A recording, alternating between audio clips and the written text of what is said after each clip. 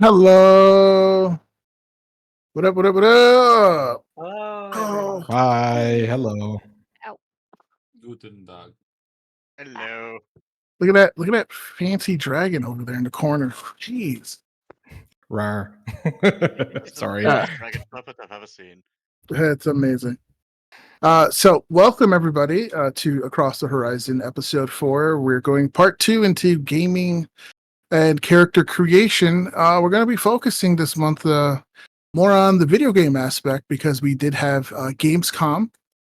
So there are quite a few announcements. There are also some really interesting announcements in the TTRPG scene. And as per usual, WotC has made a big boo-boo. But surprisingly this month, so has Paizo. So, Yay! equality to its finest.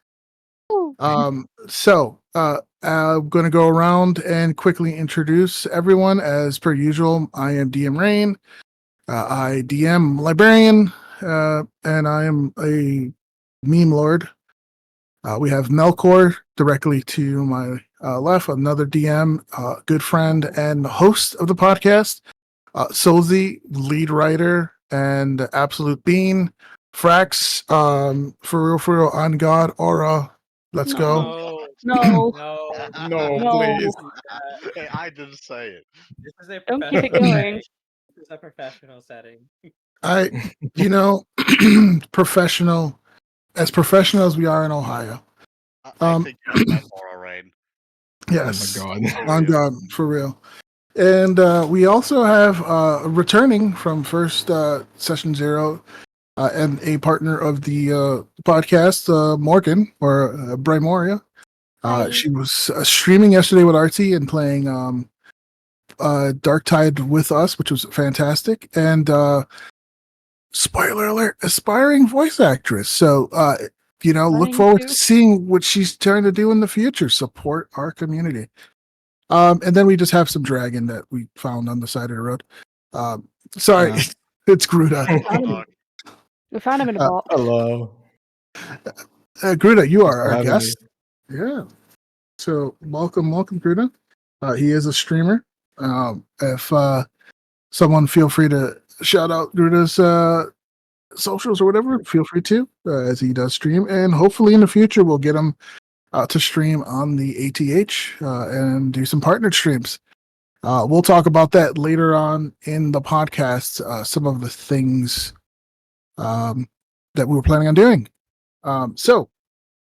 Hopefully everyone here is having a wonderful September 2024 is closing. We're getting to the fall season, which is my favorite season. Summer is Yeah. winding down, schools are opening, and well, things have happened. So August was a month. Yeah, August was a month.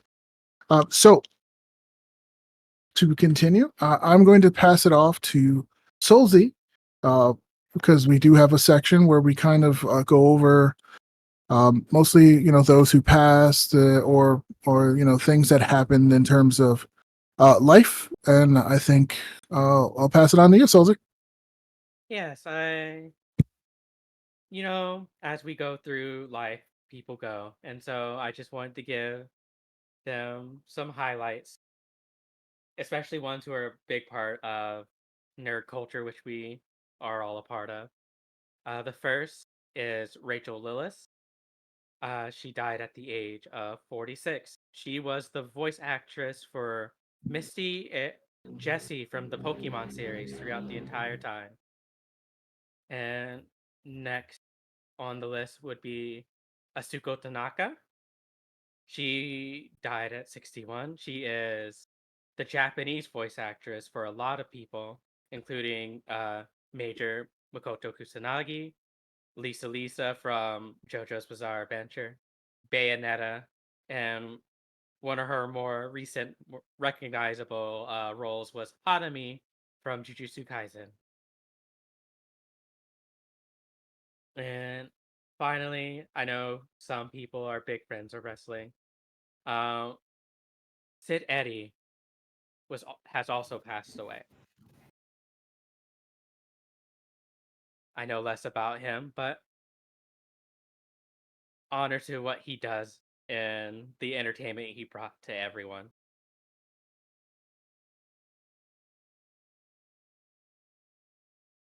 Uh, yeah, I know Rachel Lillis like more personally, having like watched almost throughout the entire Pokemon animes as a child. So Yeah. They were always fun to watch. iconic, honestly. Love Jesse and James. Oh yeah. Yeah, I think Yeah. a lot of 100%. people grew up with Pokemon, or at least knowing of it, or just just recognizing the voices. And I mean, who doesn't know Team Rocket, or at least heard of them? You may not know details, but you might have at least heard of them. So Yeah, they were like this one of the staples of the show, right? So Oh they yeah. were always there. You were always expecting them to come with the most weird and bombastic plans. It was great. I love how I love how they've been like adopted, like very like just grabbed into like the LGBT community, because Oh yeah. they're both very queer coded. I mean, James often cross dressed, and like they often defied their own gender roles a lot. And thinking back on it, I think that's very amazing to have in a kids show. absolutely, Yeah. absolutely. So and then the other voice actress. What were some of the roles you said again? I Um, know it was the major in yeah, Japanese, which is Ghost in the Shell, which was a show that I enjoyed growing up, but I mostly watched the English version, so I didn't really see yeah. the Japanese I one. I would recognize her because again, Lisa from JoJo's Bizarre Adventure. She's in Hmm. part two, like JoJo's part two. Love that show. I love JoJo's, but she's also the Japanese VA for Bayonetta and Hanami from Jujutsu Kaisen, which are some of her more recognizable roles. Polemic opinion here. JoJo Part 2 is my favorite one, so I know that causes a lot of problems with some people, but I really love Lisa, the trio, Lisa, Caesar, and Joseph. So Yeah, yeah, learning of her passing is a bummer. Mm, yeah, I highly enjoy JoJo's Part 2 as well. Uh, Lisa is a fun character, but the role I'm probably most familiar with is like her most recent role in Hanami, Oh because yeah, Jujutsu Kaisen has been big and highly enjoyed. Highly enjoy the anime, and I think she lent Hanami a very sort of like menacing role to it. yeah, that's true. And also remembering Makoto from Ghost in the Shell, that was one of the biggest anime movies that I've seen, and has a lot of influence over, um, for example, a lot of cyberpunk that I usually run in when I DM. So yeah, Ghost in the Shell was a big mark. So I Yeah. love it. yeah, Like iconic in the cyberpunk genre. Goes to the show.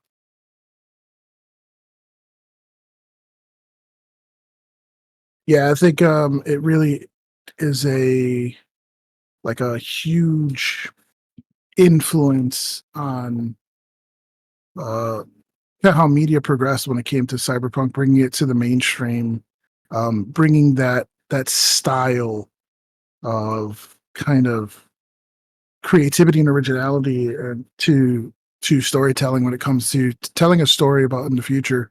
Followed by movies like Blade Runner, and things of that. Who Dream of Electric Sheep, and books like that. Yeah. It's really it's really cool. It's really cool. Yeah, I even bouncing off Ghost in the Shell, talking about Akira. If you want to talk about more anime stuff, Oh yeah, Akira was one of the iconic anime movies. I mean that shot of the bike. It's just that I mean a lot of people know that. So Yeah.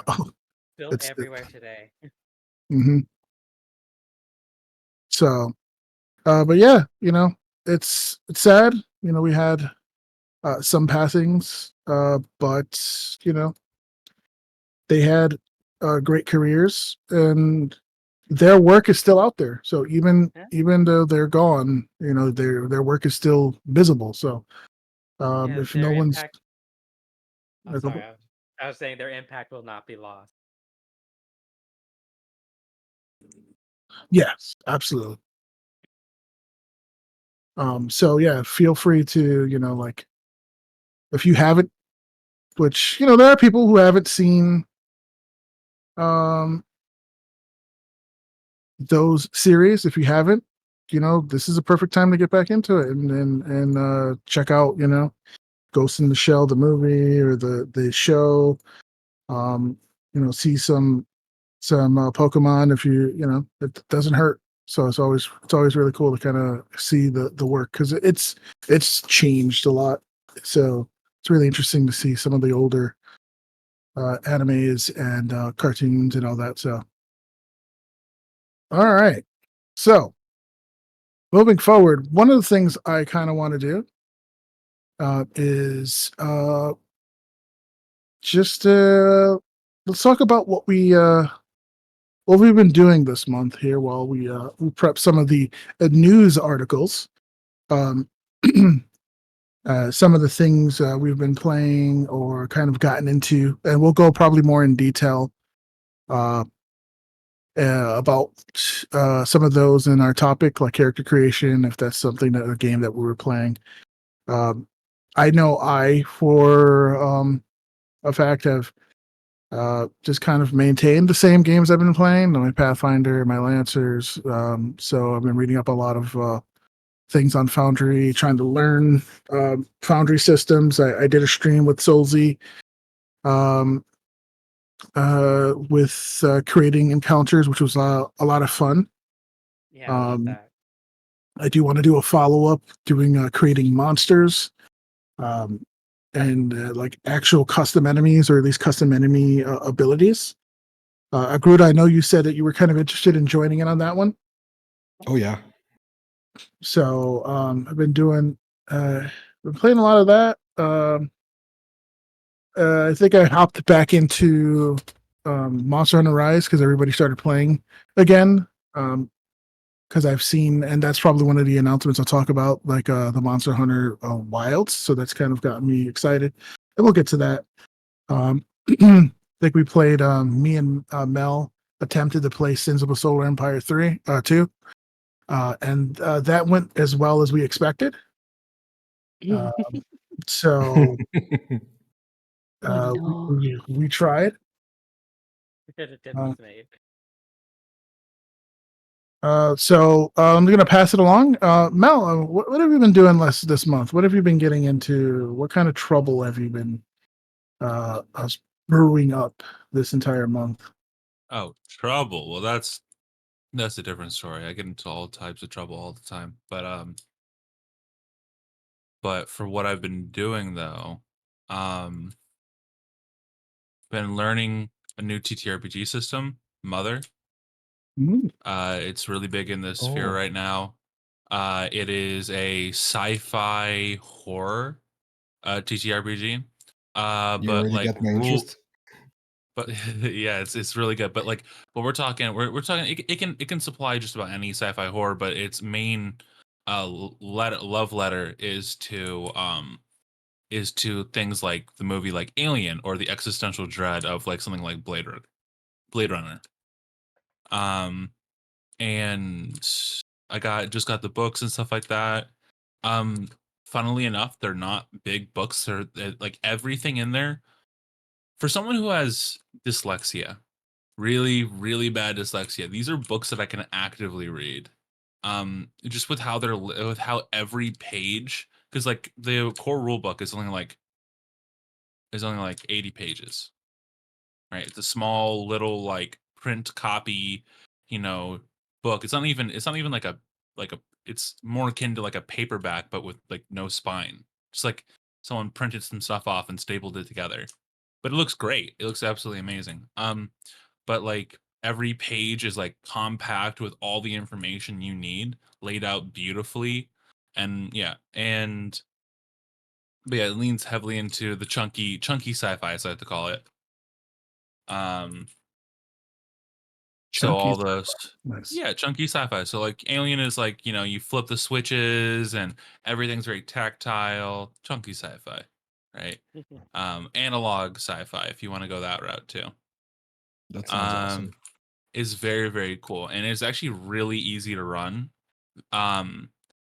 And yeah, and there's a lot of like modules and stuff like that that come with like the base box, but I got the deluxe box. And it's been a blast to read through. Um and besides that, running my D&D session as usual, and training myself on Sins of a Solar Empire, just actively training in the background. Because I'm so tired of getting my teeth kicked in, and then waiting for Mech Warrior 5 Clan Wars. Oh yeah. Oh, Something and that's Space been- Marine. Oh yeah, we'll talk about that in a sec. That's Nice, cool. nice, fantastic. Well, thank you, Mel. Solzy, how's your month been going? What you been up to in terms of the nerd scene, gaming scene?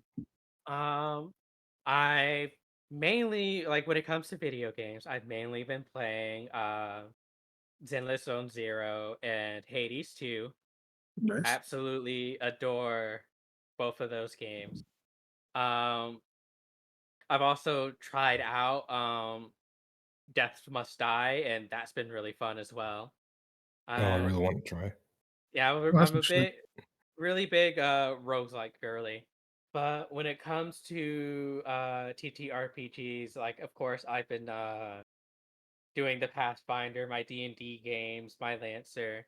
Um my book for the new Break RPG came in, and Ooh, I've Nice. been reading through that. It's actually a little similar to another system I'm looking at, which is Panic at the Dojo, which has been getting really big updates in the recent months. I'm still expecting their expansion to come out. I believe it's coming out this month. And for those who don't know, Panic at the Dojo is a tabletop RPG highly inspired by fighting games. mhm. And if you know like how dynamic and like inclusive fighting games are, like you can get a real sense of like just how much you'd be able to do with a system like that.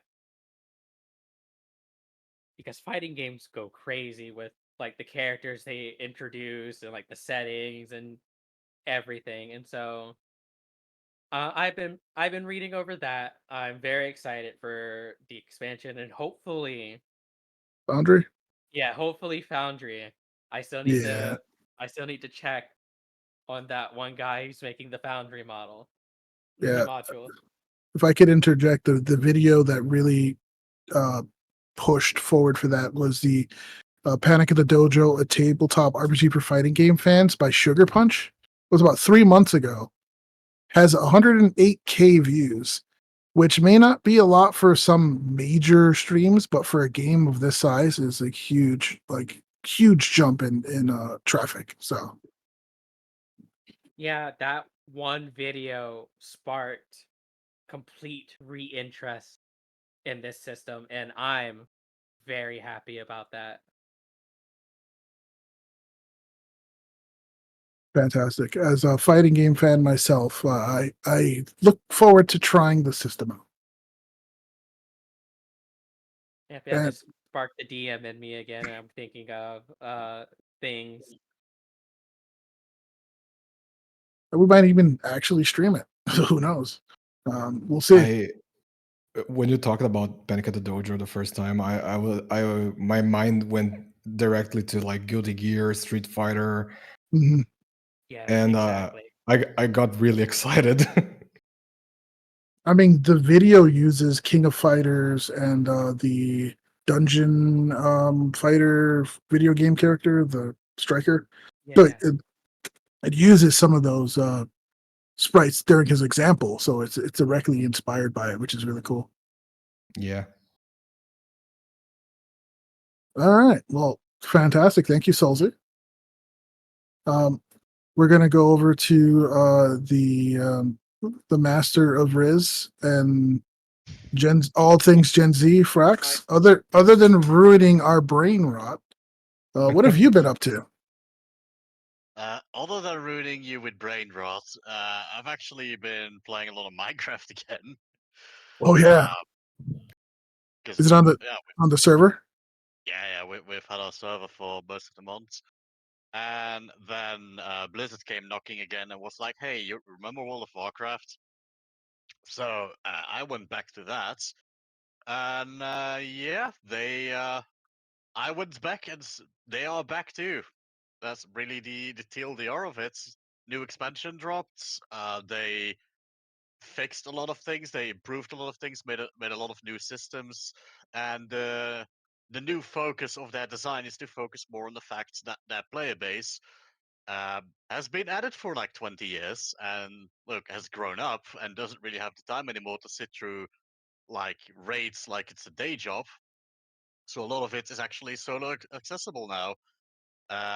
Like there's new single player. Well, single player. You can there's like mini dungeons that you can do solo with a group of 1 to 4. Like you get an NPC follower to help you that is decently competent. It's AI, so it still gets stuck sometimes, but it's useful enough to make it work.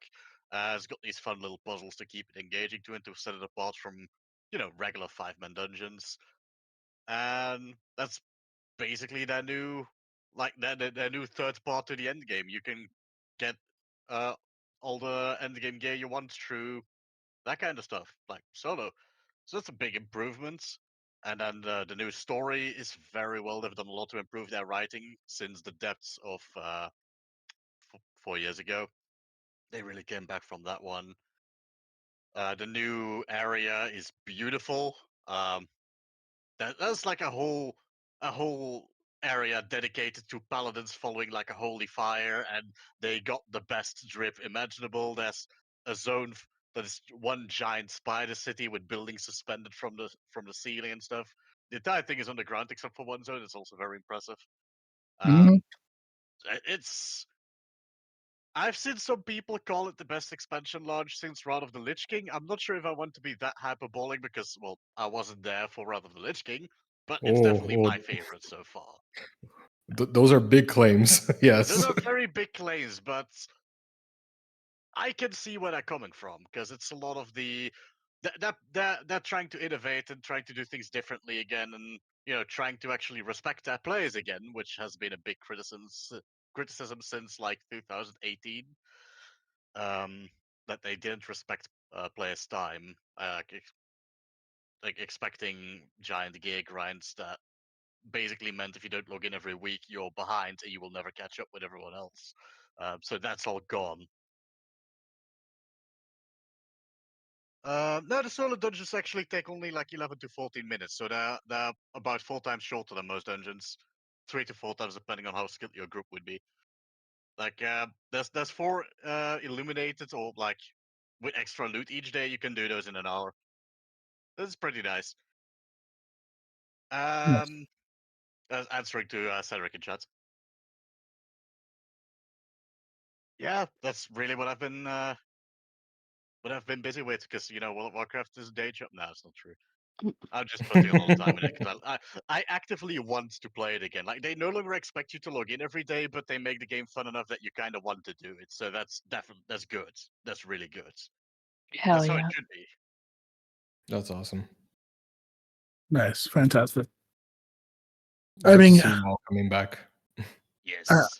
I I haven't been a fan of WoW or Blizzard for a while, but seeing how they're turning the corner, I can't help but root for them because at the end of the day, it benefits the players who will enjoy the game. It doesn't hurt me if the game does well, which is something that we often see. Like, oh, this game is doing well, and they get like offended. It doesn't hurt you because that just means more people are gaming, which means Yeah, I want to think that Blizzard has really rounded the corner here, and that they, we've heard the train wreck that they have been through for the past years. I want to believe they got past that. They seem like that's the signals they're giving. Um, and one of my favorite things in new expansions actually relates to that because they made a dungeon, which is a brewery, which is the taken over by a goblin company. oh And the bees. Yeah, with, go with for the it. bees, like the entire thing reads like they're making fun of the Activision takeover. Like these people like took over, got no idea how to actually brew, but that doesn't matter because they only see profit margins. They lock away the worker bees into cages, but like the parallels are there. Like the first boss you face is Cool. literally just a Turk trying to keep you from inspecting the place. So yeah. And if you want to fight the CEO, you need to take out the board of directors first, which is a bunch of yes men, ascent blokes, concursors, and a what was the last one again? Oh, it was also a pun on yes man. Yeah, it feels like they had some message there, especially since the CEO drops a pet bee named Bob, a Bob bee, Bobby Kotick. A lot of pent up frustration from Blizzard there. Yeah, I think a few developers were really happy about a certain deal uh, being passed, especially since they also unionized a few months ago, like last month, I believe. Yeah. Yeah. So fantastic. So anyway, yeah, like Yes. that. I love that. I love seeing the expression of developers in games and being able to do things. So yeah, like I said, rounding a corner. So Yeah. yeah, absolutely. So yeah, thanks for the take on that, uh, and thanks for not using Gen Z speech. Don't worry about that. That'll come. Morgan. Hello. Hello, Morgan. Remoria. Ah, How's your month been going? What have you been up to? You definitely have something interesting in the works, but I'll give the floor to you. well, for type of TTRPGs, I've been playing um, Pathfinder, which I'm very much enjoying on a Tuesday game. Mhm. Occasionally D&D, though that's not been as often. Just things have kept happening, which have prevented it, but that life happens. Video games has been Monster Hunter Rise. I've been getting back into that again. Dual Blades all the way. um, I'm and as for the special thing, I'm hoping to try and get into a bit more voiceover stuff, but I need some like equipment and such that I put on my throne. That might take a bit because I've got some recommendations and stuff from Cardell, which should hopefully make things sound a lot better. And he recommended something I'm like, it's a bit better suited to my softer voice. Or softer tone, I suppose it would be. Yep. And Cardell is Cardell VA, which is a friend of the ATH. We streamed with him yesterday for a bit until his computer exploded. I think his Oh, no. power went out, or power in the air in his area went out. Hey, we got to follow Annika. Hey, hi Annika. Hello. Hey, we're 5 away. We're 5 away from becoming affiliate. Come on, we can almost make it. Can I do something special for Annika for following? Oh Okay. no. Okay. Yeah, I hope this is audible. Oh, he's gonna God. drink water, isn't he? Oh no. Yeah, that was me drinking water. Sadly, Welcome, Annika. We did not hear it. There we go. I heard it. I Just heard felt it. thunking I against felt the it mic. in my soul. I felt it. So more. Morgan, sorry, we didn't mean to interrupt there. So, what else has been going on? Not really, not much apart from just general work and some stuff. What Archie stuff? Eh, Anyway, There we go. there we go. Hi, Right in RC. chat. Perfect timing.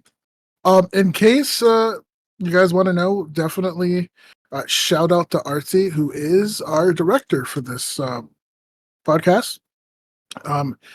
So we're testing out the idea of having someone behind the scenes. Hey, it's Mal. What's up, Mal? Give Mal a Hi. shout out. Fantastic. Hello. But we definitely have a person in the chair doing a lot of our technical work in the background, the overlays. Not only does she do the overlays and the art, she's also now generally keeping the stream up and running right now. And we'll have more delegation of that to others to give poor Artsy a break from time to time. But we are testing it out, seeing how it works. So definitely bear with us. I love how the background is looking. I love how it's very easy now for me to focus on talking and making sure things are running smoothly without having to like pull up links. So it's making my life easier. Thank you, Artsy. I am sorry I dumped this on you. Thank you, Artsy. Thank you, you. RT. Thank She you. volunteered. She absolutely is a trooper. So, We love you. Erin, she is streaming again. So check her out when she streams. She streams on Wednesdays at her RTFA Twitch, and she also streams on the ATH Twitch on Fridays. Like yesterday when we were playing Dark Tide, which this is like the fourth time I've mentioned it. So, all right. So, next up is our dragon, Hi. Eladrim Gruta. Welcome. How's your month going? Tell us a little bit of what you've been doing, what you've been up to. I've been grinding the streams, as you say. I did something a little different this month. I opened some Magic the Gathering Lord of the Rings expansion packs, which Nice. was really fun, and I had some good pulls. And I'm a big Magic fan, so I love just cracking packs open, smelling the cards, and all of that stuff. Hey, Frax. Um, Hold on. Hey, Frax. Go ahead. We're something of Magic players ourselves, right, Frax? Yeah, true. We are very experienced. So you guys are up for like a commander game sometimes? Absolutely, yeah. Yeah, we Depends played on one what with you're Ophir, Nice. and I think it was me, and it was down to me and Frax were the only ones left. Did someone Yeah. say play a Nice. sliver deck or a toxic deck? I have Oh no my idea what you god, mean. No, I play a Frax- Voltron deck. don't do that. You play what, Sozi? I play a Voltron deck. Ural the Mistweaver. Oh, that's nice. Love that. I'm, What deck. I'm about- usually It's like a turn 6 I'm deck. usually here slinging spells in Gru. So yeah, You or don't Golgari. listen. Blue is the way to go. Oh my I god. hate blue. Here we Everyone go. loves the blue player. So unfortunately, Mel had to disappear for the stream.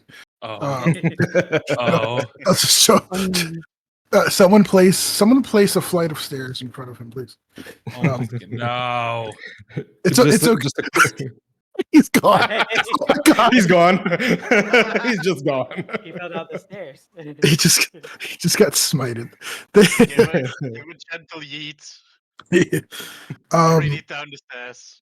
it's okay. He has ammunition on me now. I made some goof ups already. So, but so Gruta, back on topic. Gruta, so opening magic cards. I saw you were doing some Starfinder stuff too, and Oh yeah, I am actually trying very slowly going through the Starfinder playtest for the second edition Starfinder because I've been playing Starfinder since it came out in I don't remember exactly the year, but I've been playing first edition Starfinder since the beginning. I really love the lore of Starfinder. I really love everything about the game, the classes, the ancestries now, and how they are doing it in a way so we can use all the mechanics from Pathfinder Second Edition into Starfinder Second Edition. And seeing all of that come together in that playtest is making me so happy to be doing the reading.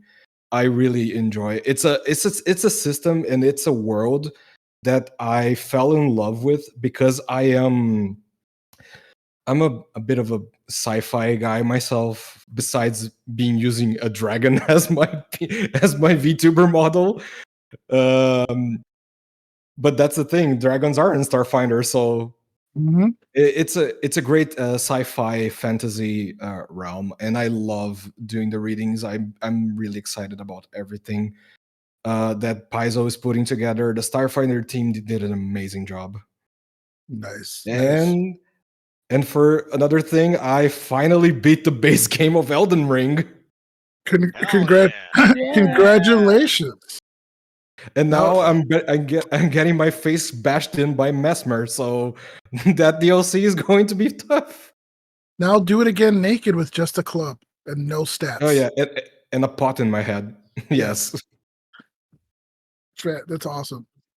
And, Yeah, I and know. I have to give a shout out to Mira and to Omega, who are friends of the show, right? Mhm. They've been helping me a lot because Elden Ring is the first full playthrough I'm doing of a Souls game. I started Dark Souls 2, but I stopped because I looked at Elden Ring and I was like, "Oh yeah, this is more fun." Don't let Mira hear me say that, Oh, though. yeah. I'll come out and say it. Elden mean- Ring is just Dark Souls 2, but better. Yeah, I mean, exactly. Dark Souls 3 is pretty good too. And 1, if you are able to put up with some of this, they're all they all have their own flavor. They're not Bloodborne. They're not Yeah, Bloodborne. they're not but Bloodborne. but They're not close. Bloodborne. No, That's in Bloodborne a is whole league of its own. That's yeah, my it is. that's my jam. I have plans. I have plans of doing Dark Souls 1 and 3, and after Mm. that, finishing Dark Souls 2, because I really like the story elements of Dark Souls. I know that's a little weird for people to say because a lot of people look at Dark Souls like, "Where's the story in this? It's just killing bosses." But there is some. If you really hate yourself like I do, you go Hmm. back and play Demon Souls. Oh yeah. Oh, It's no, good. Soulsy.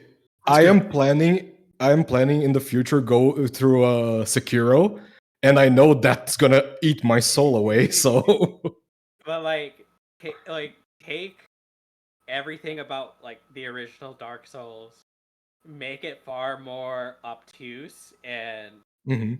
frustrating, and you have Demon Souls. And I say frustrating in Damn. a good way. Demon Souls was the first game in the series I ever played, and I loved it. Right. I still remember stabbing the foot of that giant knight as a kid. So that first boss. Yeah, it's so good. All right. Well, thank you, Gruta.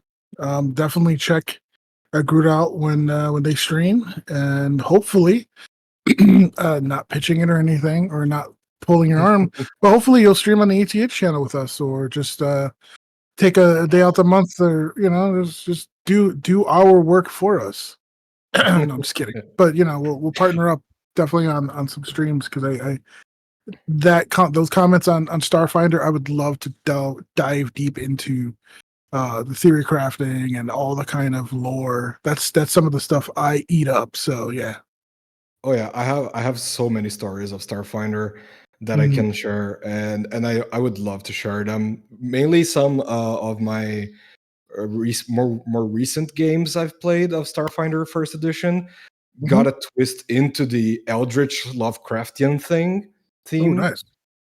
and I put my players against the King in Yellow, and they loved it. So I think that's I have fun. my first Starfinder, and I'll make this really quick so we can move on. But my first Starfinder one memory was basically throwing the party up against a xenomorph from like Aliens, like a really tough monster, and they're essentially going through a station, avoiding the monster till they had what they needed to kill it. It was super fun. It was yeah, a pen and paper. I drew the maps. This was before Foundry and online, but it was really interesting. So knowing that I can do that again now and second edition, I'm super hyped. So And do that with a fighter or a wizard in your party as well, because compatibility. Yeah. So, all right. Well, hey, fantastic. So, I love hearing about what you guys have been playing this month, and everybody in chat. I mean, if you want to hop in in the chat, type in some of the games you've been playing. Maybe one of us will pop in and be like, hey, we've said that, and we'll reply back to you in chat. But yeah, let us know what you've been playing and kind of what you've been enjoying, chat. But I would like to move on to our next topic. So we're going to move on to our next topic real quick and talk about it, and then we're going to take a break before we go into Gamescom, and then we'll take a break after that, and then go into our main topic. But our next topic is going to be the D&D and Paizo mix-ups. Now, I've sent Artsy a meme post. Maybe she'll post that up there. She's big oof. There we go. I did it while you guys were talking. Yes. Oh god. I love that so much. So That's amazing. Yeah. So it's not surprising that another podcast month has passed and Watsy has done another oopsie. That's kind of like water is wet. It's become tradition now, right? Yeah, and it's minor sometimes, or it's always something, and that's fine. You know, we're just used to it. It's a big company. Hasbro is Hasbro. The interesting one is that Paizo decided to say, you know what? Hold my beer. So I know I've passed the documentation to the group. Have you guys had a chance to review some of the stuff or know what's going on? Would like to dive right into this topic? I know, Frax, you've been following this very closely. I think Frax can lead off the discussion here. So I'm going to pass it to you, Frax. Give us a summary, and then we'll go in depth. Let us know what's going on with this. So we all remember the OGL drama that D&D did, which was basically Wizards of the Coast going, hey, you know, the license we had that allowed you to make homebrew, yeah, we're canceling that, even though it says works forever because of some legal mumbo jumbo, and also all your homebrew now belongs to us. TLDR. You know, when that happened, Paizo was kind of vocal about how shitty that was because, you know, it was. And they made the orc license to make sure that there's like a free license to avoid all of that. And in the end, D&D came back from it and just released that original license again and re-released the free rules under the Creative Commons license. So they can't ever touch that again because they have no control over Creative Commons. Paizo has their own OGL, like their open gaming license, called the Community Use I Orc. forgot, Policy. That's what the P was for, which is about the same as the OGL, like in what you're supposed to do with it. It's like guidelines, what you can do with Pathfinder stuff. The main difference is that in there they actually say that they can just cancel it, so that's no trickery there. But they did, and the license that replaced it basically said, "Hey, all of your homebrew now has to be published on Demiplane, and Demiplane in its TOS has that anything you publish on there, the rights go to Paizo and Roll20." So they basically claimed all of our homebrew, again, like Wizards of the Coast did. And it also said that the new license would be available for public comments before it went into effect. They didn't do that. They just made a swap and didn't do more than a blog post about it. So after a month of small outrage that didn't really breach the main discourse, there was a big post on the TTRPG Reddits that finally, really brought it to the broader TTRPG community. The Pathfinder community actually got a lot of support out of that because, well, D&D has been there, so I think a lot of us can sympathize. And Paizo was quick to retract it at that point, reinstate the old community license, and say that they are not going to do that moving forward and that it was a mistake. Whether you want to believe that or not, that's kind of up to the individual person. But that's what happened. That's There's the thing, that it's a first for Paizo, right? It's the first, yeah. Yeah. Like, yeah, yeah. I mean, oh, good. it's kind of a shame because it's from Paizo and people really put their faith in them as being better. So it really came as a backstep for many people, but it is a first. I personally find it hard to believe that their legal team that made the vaunted waterproof orc license can make such a mistake by accident. But that's really what you want to read, and it's the important bit is the community came together, the community protested, and it's not happening. Yeah. That's the big thing. There's two takeaways that I've took from this. Takeaway number one was how surprisingly supportive the D&D community was. So the fans of D&D who probably never really even played Pathfinder. Every time I would look up information, the majority of the time, and maybe just that's the circles that I run, were pretty supportive. They were just like, hey, this, do this or whatever, and it's bad, but this is what you can do, or just whatever. And when the change happened, a lot of them were happy for the Pathfinder community, which I really enjoyed. I went through a big post on the D&D Beyond or D&D Reddit, which I browse from time to time, and there wasn't a lot of negativity.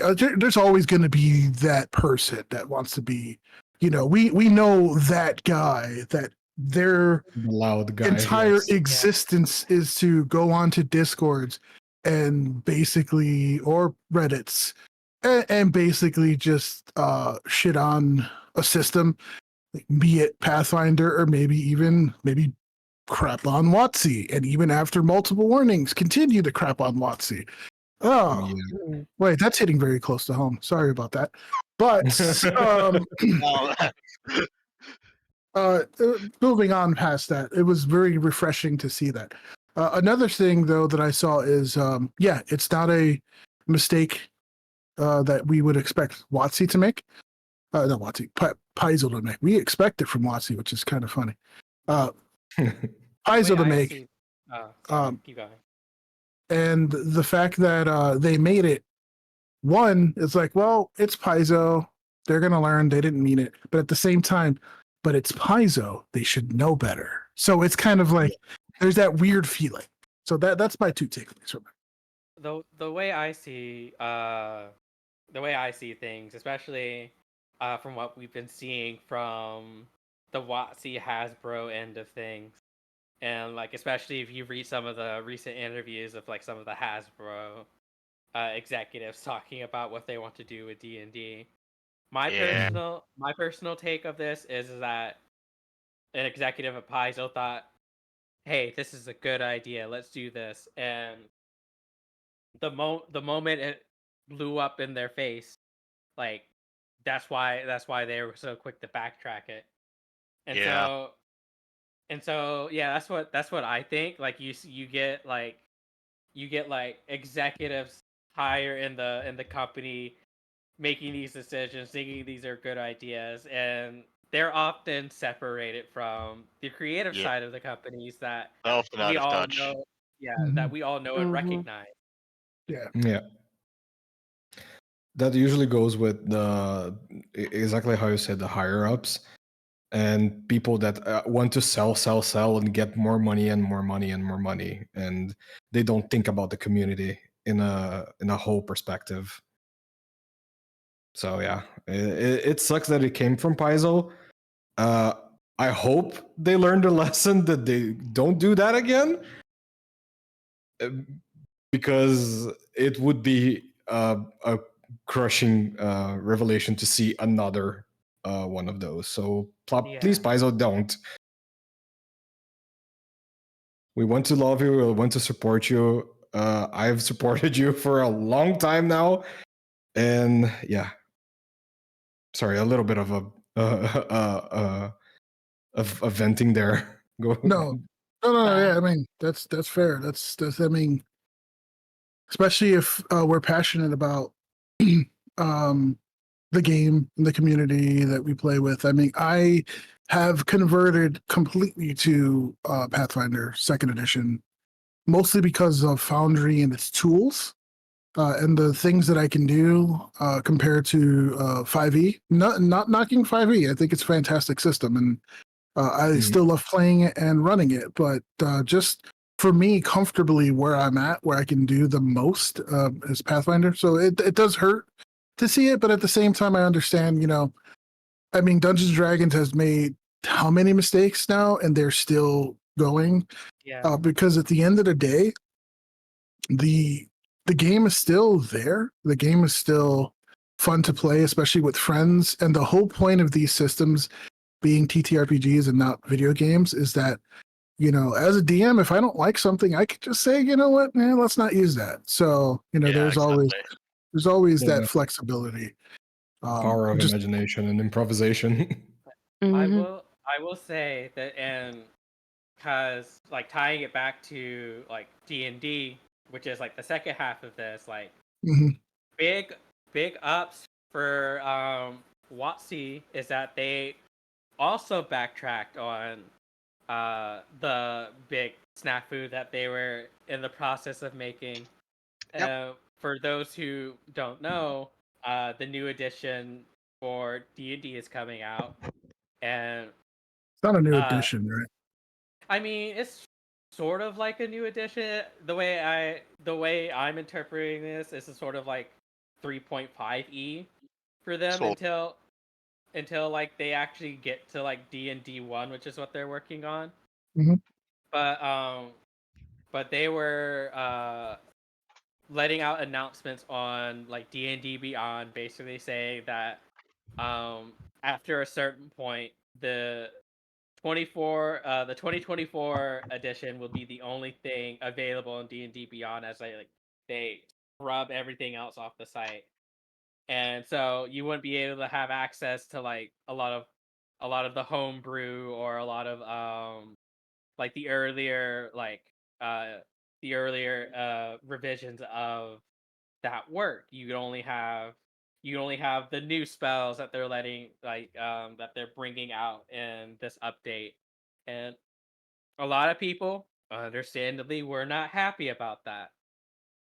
And in a rare case, I probably shouldn't say rare, but they backtracked on it, which is a step in the right direction. I feel like hopefully the more they like listen to the fans, the more they'll realize like, hey, maybe we shouldn't be trying to like squeeze every penny out of our community. Mhm. I think a big mistake they made was trying to patch that TTRPG game as if it's an MMO. Like in an MMO, you can be like, we'll revamp this ability in an update, and everyone has to use the new ability because everything has to be balanced for their encounters and their rates and what's it. But this is a TTRPG. This is not an MMO. Balance is going to be loosey goosey anyway. As long as you have a rough idea, it's good enough. The DM can handle it. So if people want to use their old stuff, they can. It's there. It's in the books. They can make their own tweaks if they want. So you shouldn't just say like, no, you can't use it anymore because this isn't like some centralized game with a sacred balance. Far from it. That's I wonder. actually Oh, good. I was about to say that's actually something that came up in like a very recent one of like the interviews with the Hasbro exec, is that moving forward they want to treat D&D and treat their audience like they're catering to video gamers, Yeah, basically. I Yeah, was. that's a mistake. That's not how that works. Yeah, I was about to say It's that. not the same thing. Not at all. Because I was going to say, when I read that article, they wanted to turn it into like a video game, like a live service, or uh, another thing that was said during. It might have been during Gamescom. It might have not been. Was treating the books and the expansions and anything they add to it kind of like magic booster packs or whatever, where it's like, oh, I really want that spell, I'm going to get this book, and oh, I really, Yeah, yeah. They want to monetize power creep in their TTRPG system. And it was kind of said by an executive, and it, I wish I had the quote, but yeah, it's interesting. I don't know if I mean it's one person speaking, so I'm sure they don't speak for the entire company, but that thought process is kind of scary. Oh yeah.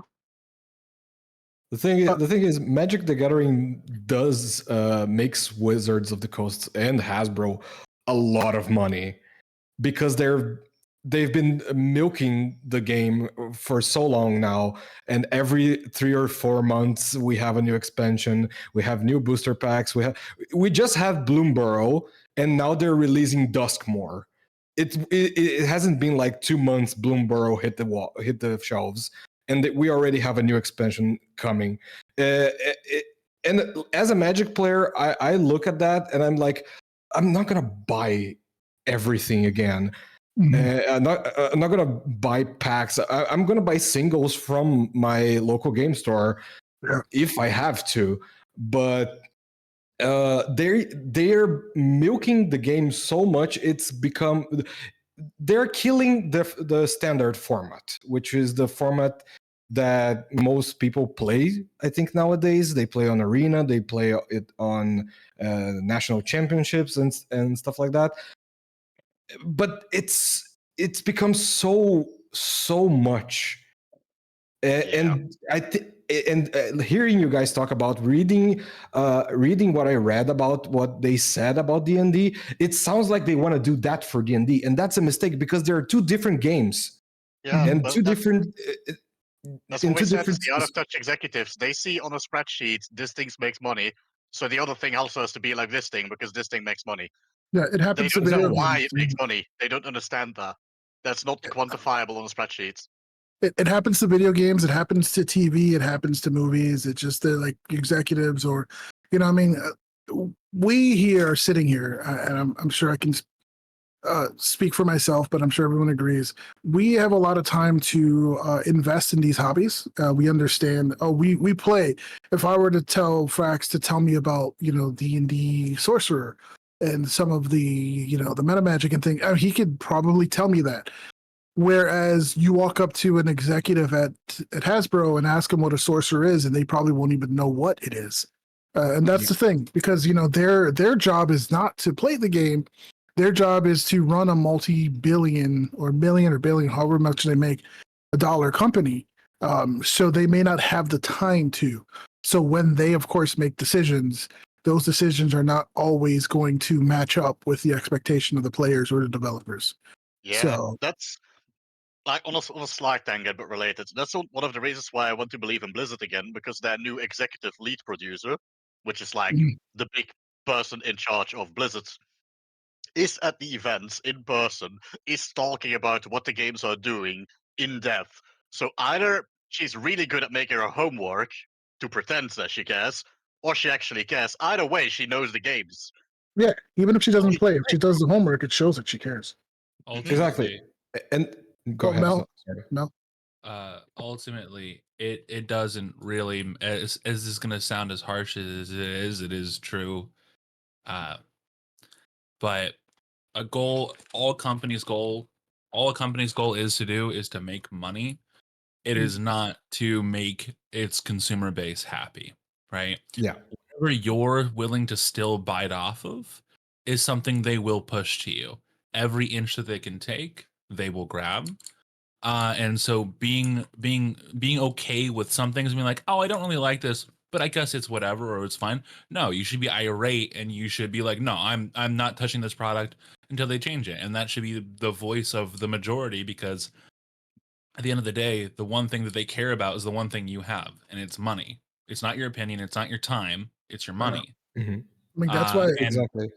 And not being okay with things and making it completely okay for entire communities to completely shut down and be like, no, we're not gonna buy this new expansion. Like, change yourself, or we're not coming back, right? And I know it's hard for a lot of people, but like, it has to happen because that's why these community pushbacks on D&D and on Python now keep working, because if they push something that we don't like, we still have our books, we have our PDFs, we have our games.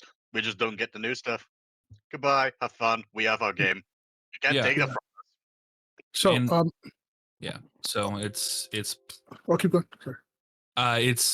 it's with the D&D stuff. This last thing I want to say with the D&D stuff of them like being like, oh, you got to buy this book for this spell and stuff like that. No, they really genuinely not want to do that. They're just testing the waters to see if they This can. is- And that's the a- moment you let exactly it happen is the moment it will happen.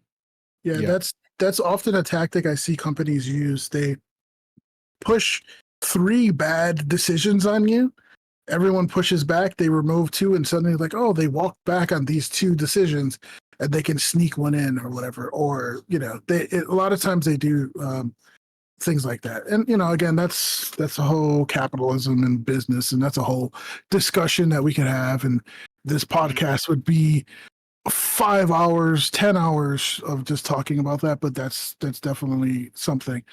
I want to engage in a monthly tradition in the podcast, which is, well, we're talking about the executives not playing the games and not understanding the community, and then you have Valerian, us. and that's all. And that's all I'm going to say. Yeah, Yeah. they're different. They're built Yeah. different. One thing though, still about West of the Coast / D&D. Despite the early comments about doing things piecemeal, like Magic, they did announce that their next big release, which is like a adventure guide to the Sword Coast, is going to be split into 2 books. One with purely the player options, and one with like the lore and DM side of things, as Hmm. was often requested, because what they did before was often bundled all in one book, and then you as a player have to pay for a bunch of stuff that you're not going to use because you're not the DM. They actually did that's split actually that really now for the good. next release. Oh, okay. So that is an improvement. I hope they will continue to do that. They're learning. Holy They are, shit. because they Yeah. keep getting hit with bricks each time they don't. and So- again, in the end, that makes them more money because they're selling 2 products instead of 1. I mean, depends on the price. Depends on how they price it, because I they mean, could price it differently.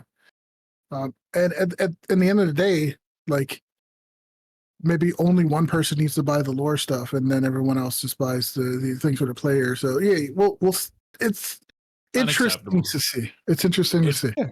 It's unacceptable. No, they should just publish it all in one book and move on. Like again, this is another boiling water situation.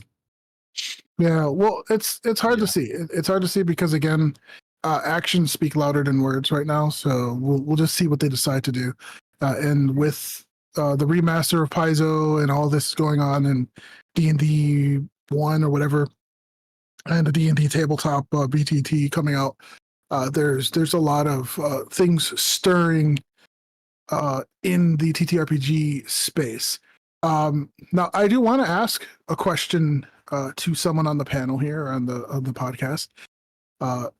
Morgan Brim, as a new player for at least Yeah. Pathfinder, and I know you play D&D a bit, but I don't think you've DM'd. I think almost all of us here have DM'd or whatnot. But as a player or someone who's consuming the media, what's your thoughts? What are your thoughts? Well, I don't like read too much into lore of things. Some of it is like if I get to experience it as a player, I can react to it like just learning like the first time, and I kind of like that, especially if the character I'm playing is not that well traveled. But having it like for DN what he's supposedly going to be doing with making it 2 separate books. That idea I do quite like. 'Cause then you're not having to read through if you're a player, Mhm. unless you're very interested in the lore, which is a very fair thing. But if the prices are going to be something similar, then I don't think it'll be too bad. But it So does depend on the quality and like how much is in each thing and the price for each thing. yeah, that's the thing. They're each priced like a full book because they got the content of a full book. They split it in 2, but they're each the full book size. So there's a lot Mm. more lore. there's also a lot more player options. Like the player side of it will have a new type of spell, like not just new spells, but a completely new kinds for D&D. Ooh, that sounds So interesting. That is interesting. at least for that release, they actually do seem to be willing to split it in two, play a DM, and give both like meaty content that they actually want. I hope they Okay. continue to do that. Yeah, it sounds like based on that, it could be quite good and quite good for them in the future. It's For money. Money. it's definitely something to hold our obviously opinion, because we don't have the books in front until we see how it's being done. Yeah. Because we do know Hasbro and WotC's reputation, and like Mel said, it could just be a way for them to just monetize it and split things up and make it Yeah. harder. And like, hey, you don't have book 1 errata 6, whatever chapter, whatever adventure path, whatever. Oh, well, you can't play that class because you know, especially when it comes to digital, because the VTTs and D&D Beyond, that's going to start like, oh, you don't have that one book. Okay, you can't play in this campaign. Thankfully, as much as I dislike using D&D Beyond, it is kind of generous. If someone owns the book, they can just share it. So people in a campaign can just kind of share. So that works out. It's not quite as insane as Paizo, where all the rules are just there. But you know, again, each of them have a different marketing strategy. Whereas D&D, they sell the books. Paizo's selling the adventure paths and the hardcovers and all that extra stuff. So that's thing. And yes, you do need a subscription, I believe, to share. So you know, it's a subscription. You don't technically own it, but it's something. I personally like sharing the books. It's Like if I something that own gives leverage, because if they mess up, the first instinct has been, okay, we cancel the D&D Beyond subs, and then they see their numbers plummet in live in live action. So that's good. You can directly scare shareholders with that. Oh yeah, true. But that is the plan of attack for the D&D community. If something they don't like goes, cancel D&D Beyond. Let's go. I The mean, whole it's still not as shebang. good as actually just owning the things, which I vastly prefer. But at least it cuts two ways. Yes. I mean, there's always a way to own something without having to pay for it. And there are many websites online. And all I'm saying, say that on Twitch. We do We're not not. endorsing that. We're not endorsing that. we're- But there are no, avenues but there people could there go are to. avenues. It would And be it- absolutely horrible if you find them. It would, It- and it- no one condones this here. It's called talking to your local game store and buying Or it at the store. library. Or library. Or yeah. libraries. Library. Your library You will see- always have those books. You Again, see that's what that's a free way to get it right there. You can take it home with you for a little bit. exactly. So we're tying into a library. This is a good talk. Thank you, Mel, for that fantastic segue. The library I work at, obviously, I do run a D&D program in person. I call it TTRPG because we're not just doing D&D. We have a group running 5th edition. We have a group running Pathfinder 2nd edition. And they run both at the same time.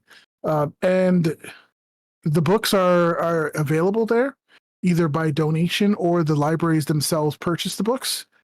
And then as a player, you just literally just check your local library. Are they running an actual D&D group? You can go there and you can actually, you know, play and or even get the books or whatever.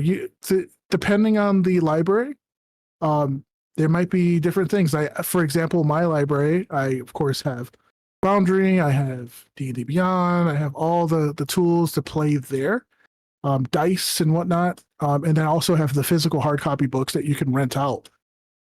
Some places might have dice. Some places might have, you know, graph paper. They might run workshops. In my city, there are multiple branches that are running character creation workshops.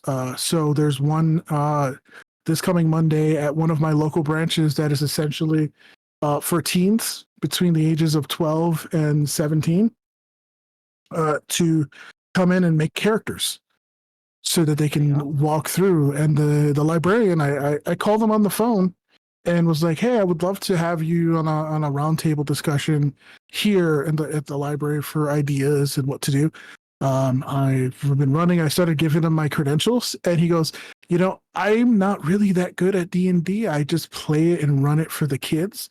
I'm very new at this, but I'm trying my best to explain it."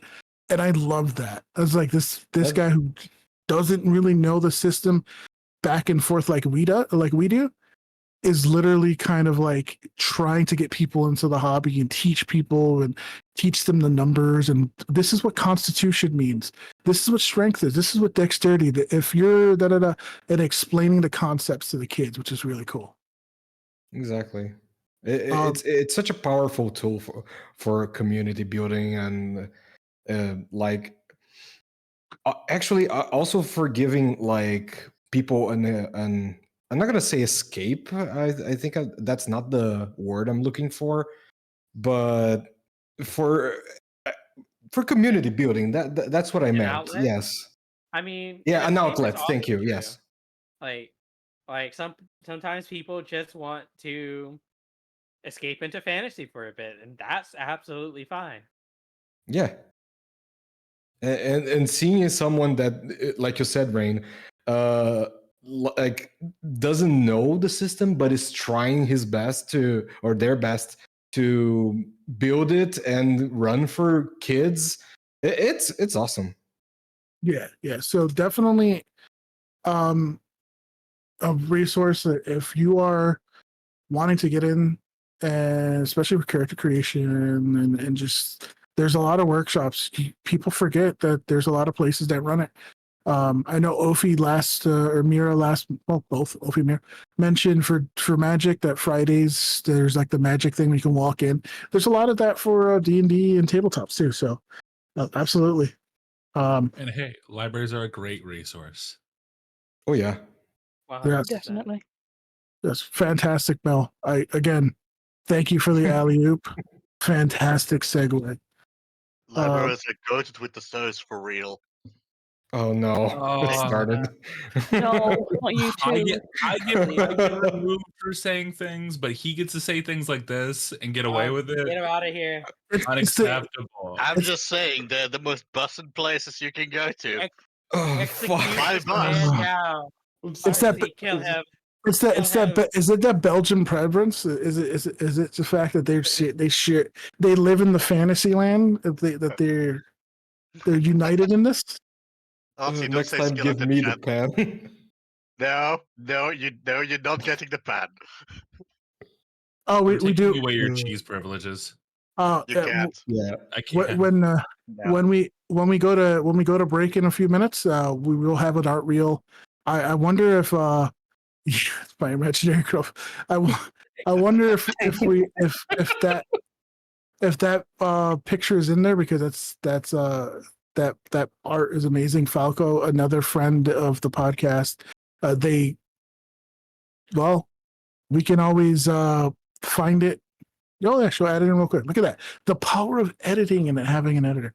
Falco did a fantastic job. I know many of the podcast team met up IRL and had a fantastic weekend or a couple days. And one of the things that came out of it was a picture of the entire group beating the crap out of Frax for Gen Z talk. Yeah, exactly. And Falco decided, what if I draw over it with their characters? And it was amazing. It Um, was It was. glorious. Falco cooked really hard with that. Yeah. Yeah. It has Matt aura. Stop. The- I will ask Sleuth not to bring the nice cheese and a raclette down. yeah. You can't. He literally can't do that. He's Swiss. Oh no. He can. You can just So- withhold it from you until he leaves. You Gotcha. I'm Amazing. just gonna sneak downstairs at night and just. Oh no. Like a little rat. You just need Yes. to Padlock that shit. scurrying down the stairs. Well, hey, at least you can scurry downstairs. I can't even fucking go down them. Oh shit. Okay. Hey, you exposed yourself. I didn't say it this time. So, all right. So, here's the plan.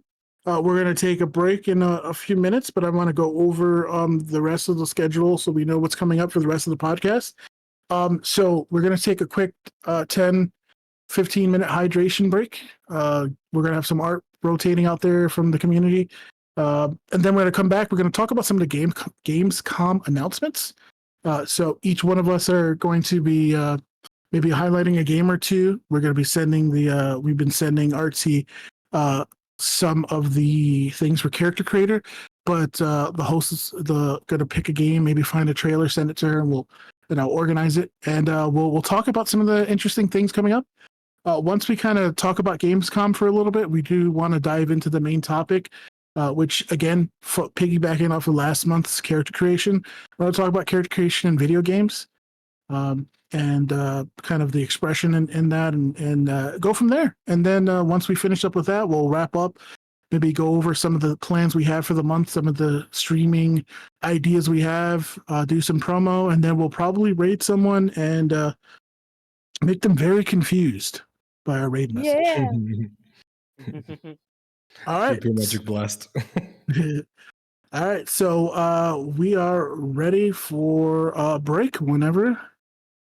And just we'll see you guys in 10, 15. Yeah.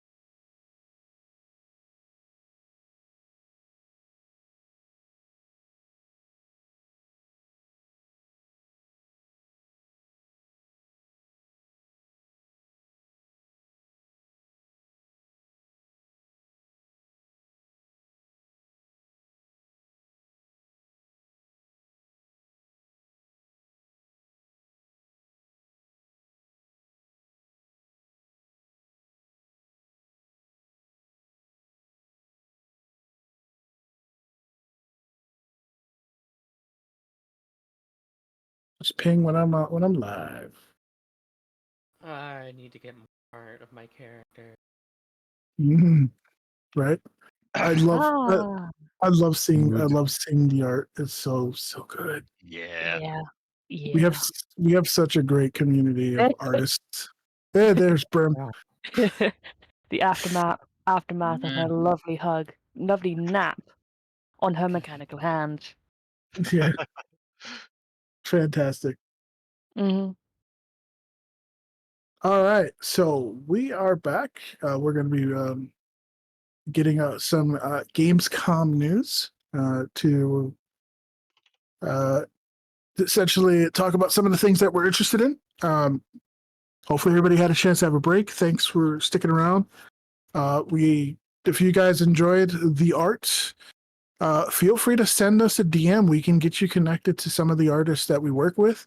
I'm sure they would appreciate the art if we're able to, because some of them might have closed commissions, and we'll let you know if you're interested. I know a lot of the community here probably already knows most of the artists that done a lot of those works, but you never know if there's someone new who's stumbling in on the VOD, the YouTube video, or just brand new here, and you're like, "Oh, I like that art." Probably we know the artist, and they probably play games with us or hang out with us, and just are overall generally awesome people. So definitely support our local artists. Not really local, but you know. All right, so we're gonna do some Gamescom trailers, some announcements, some things that interest us, and we're gonna go in order this time, reverse. So our guest Gruta, the dragon.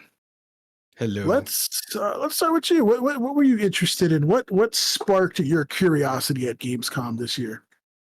So I am a really nostalgic person. I really love old games. I really love RTSs as well, and that's a really good segue to Age of Mythology Retold. I Nice. am really excited to play it again.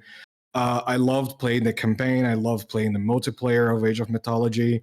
It's a great twist on Age of Empires, which I know at least two people here love Age of Empires, Yep. right? Oh, I love Yeah. mythology too. I played a shit out of it. Yeah, and I really love that they're just revamping everything, retelling the story. The campaign is amazing. It's one of the better campaigns for an RTS I've ever played. That's just my opinion, honestly. It's really long Uh, too. Like it's a really meaty it's campaign. it's a really meaty campaign. I love that they're just going with it and putting everything like the Titans from the expansion into it Mm. and revamping the whole two campaigns they have. Uh, the graphics look great for a newer for like an older RTS. I think they're keeping with the same engine. I never saw any revamp of the engine or increase like Age of Empires to Retold, no, not Definitive Edition. But I really, really enjoy Age of Mythology. It's one of my favorite games. The little wormling playing Age of Mythology in 2002 is so happy now to see it come back. It's one of my favorite games of all time. It's I it's funny that you bring up the engine because I actually know a little bit more about that. Age of Mythology was built on a prototype of the engine for Age of Empires 3. So Yes. what they did now, Age of Empires 3 Definitive Edition already exists. They brought the engine back to Age of Mythology. Oh, Nice. I nice. love They had that. years to improve and to iterate on it, and they finally brought it back to the game that used it first, actually. So I guess it's sort of an upgrade, but You through hear another that? game. You hear that, Todd? Do you hear that, Todd? Todd, are you listening to Are you us? listening? Yeah. I Maybe can't wait someday. to build my Egyptian empire again and just mollywop people with the big Anubis the and the bites. the Age of series, like Empires and the Age of Mythologies and whatever, they've been basically like home runs. I mean, Age of Empires 2 definitive and is fantastic, runs great. The Age of Empires 3 one runs really good. This one looks fantastic. The price point is great. I mean, it's Amazing. $25. Mhm. So it's not like they're not charging $60 for an older game, but they're Wow, still really? charging Just Uh-huh. 45? $24.99 for the I think it's $24.99. Let me double check. I could be Yeah. wrong. 50 if you want to pre-order the next 2 expansion packs at the same time. Yeah. Yeah. That's Or just you can, insane to me. You don't see price tags like that. and in the gaming industry. if you have Game Pass, it's a part of Game Pass, and you can just play it. That's where I downloaded it. I have Game Pass, and I've downloaded it, and I did the tutorial, and I'm like, yeah, I could definitely. I literally smited a chimera with a lightning bolt, and I'm like, yep. Let's do this. Let's Because- play Age of Mythology. Because I'll be honest, this is a game that I skipped when I was a kid. Really? I was like so edgy, like, no, I like Age of Empires. I was a history like I don't want lightning bolts and minotaurs. And now all I do is create like lightning bolts and minotaurs and monsters as a DM, and I'm like, what was wrong with like young Rain? He's an idiot. So I'm I coming mean, into this fresh.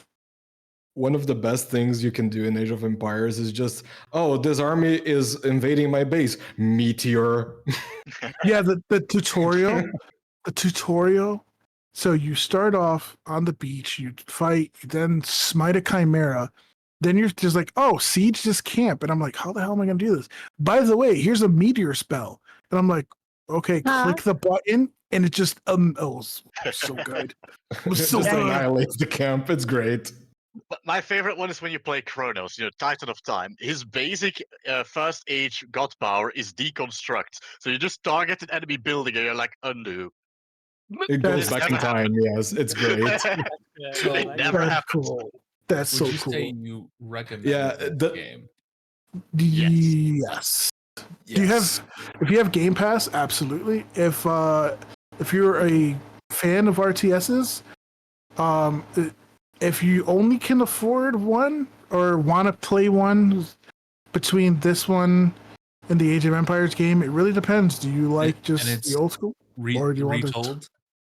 Age of Mythology retold? Yes. Retold, All right, I bought yes. it. Nice. It's done. Damn. It's done. It's $30. Yeah. Oh yeah, we're playing this. We're playing this.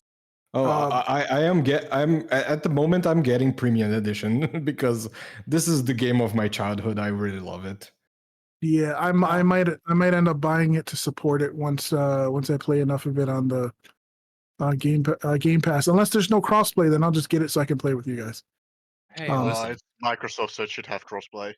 Yes. I quite often make the leap for games that are good, especially if people who really who've played the original and are like, this is good stuff. They've done exactly what I wanted to see out of them. That's a screaming green flag for me. Yeah. And So- I'm gonna say something as well. Both the multiplayer of Age of Mythology is fantastic. I really enjoyed that in the original. Really want to test it out on the retold version because it's not like I know we here like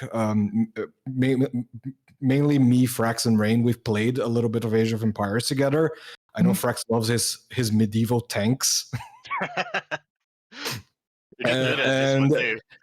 My Yeah, my you man do that, had but- tanks and rifle gunners in Age of Empires too. He was playing a different game. Yeah, Yeah. It's just the Hussites. Just play Command and Conquer. Bohemia was just built different in the medieval era. And There's more historical warfare tactics they used. They were crazy. But and then we have this with Cyclops, Hydras. Yeah. I'm a really fantasy fan, and just having these are. they also have dragons because Norse. Yep. They also have dragon because of the Nords. Yes, I think they have the. the Norse is my favorite in retolds. They look so good. They look amazing, yeah. And the Needhog unit, which is the one that Loki has as his end tree spell. It's amazing. It Yeah. downs buildings so fast. Yeah, so we'll definitely look about playing some of this together, as a group, and maybe later on, maybe stream it as well. But definitely want to just play it, just have some fun and learn it. So because it's so fun. It's such a fun game. So Yeah. And if you don't want to do the multiplayer experience, the campaign is beautiful. The campaign is Yeah. amazing. yeah. The campaign is a very nice story. It's not like it's not the next Arcane or something, but it is a nice story. You have a very cool hero to play as. It's Yeah. long. There's character development. Mhm. It's not historically accurate, but you really shouldn't expect that of this game because it never will Hey, pretend to Wait, be. you're you telling me said- there weren't hydras and Yeah, what? In ancient but- Greece. Even man? if you go by mythological history, you're going to siege Troy with Atlantis. Yeah, Yeah. it's You're it's tell- fantasy. You're you're telling me you're telling- gonna Yeah. mix my stuff? How dare you? Yeah, You're no, telling they, me- they really went Yeah. just all out with the mythology. Like, we're mixing it all. We're having our fun with it. It's amazing. It's great. The Awesome. fact that you find mythological people in there, you invade Troy with Odysseus Yeah. in the Oh, campaign. yeah. It's And amazing. Achilles. That's amazing. The whole That's cast is there. Nice. So yeah, definitely lots of love for that. If fans of RTSs or just mythology or that time period, definitely look it up. Super cool. Mhm. All right, so we're gonna move on to next in the list. Brim Morgan. Hello. Let's So see I'm what you're interested in. Or what sparked your curiosity? I mean, I'm sure you're interested in all of this, but what sparked your curiosity the most during Gamescom? Or well, one of- personally, for me, it was Dragon Age Veilguard because I I loved playing Dragon Age Inquisition. Enjoyed playing Dragon Age 2. Dragon Age Origins, I tried to play, but things just kept crashing on me, so unfortunately I couldn't play very far into it. Mm, But I'm sure I would enjoy the hell out of it. But yeah, I'm very invested. I think with how my stance on how I've played Inquisition, Mhm. I'm gonna make some scrambled eggs, not in the fun way. okay. With him, like he's Ah. going. Oh bloody bot! Time to kill the bot. Kill the bots. Hey, Lasada, welcome. Hi. Hello, You're Hello. gonna watch us kill a bot. Death. Death to the bot. Yeah, kill. Yeah. Yeah, good job, Archie. Oil for Um, the oil throne. Wait, what? Yeah, nice shout out to Lasada there. Yeah. So, the Veilguard. the Dragon Age series Yes. is fantastic. I'm a huge fan of Origins. I loved Origins. I loved the old school. It felt like the Baldur's Gate before Baldur's Gate 3. It was the old school, like Baldur's Gate 2, real time with pause. Oh yeah, they Right. created Dragon Age for Baldur's Gate. Like, they've been very open about that in interviews. It's one of the inspirations. Yeah, and the first one was more of that tactical, whereas the second one went more actiony, and then Inquisition went kind of like more on the action side, and this one looks like it's even more. So it may not be what I want from Dragon Age, but I can see the appeal. I like the control over the character, the party, and this one is more singular control, but it does look really nice. And the story has always been, kind of interested. They've always had interesting NPCs. Mhm. They've also had very good representation of characters, and that's always good. I mean, they've had, like characters of all types, of all like preferences, of different body types, different races. So they've always had that, which is always cool. Yeah. To see. There's one of the possible party members you can have is a Kunari called Tash. They are they them, and what I've briefly heard is apparently they have the steamiest romance, but we're gonna go past that, even though it's like, oh, what? Nothing. Nothing. Nothing. Continue. Also, their arms look incredible. But yeah, they are a good piece of representation.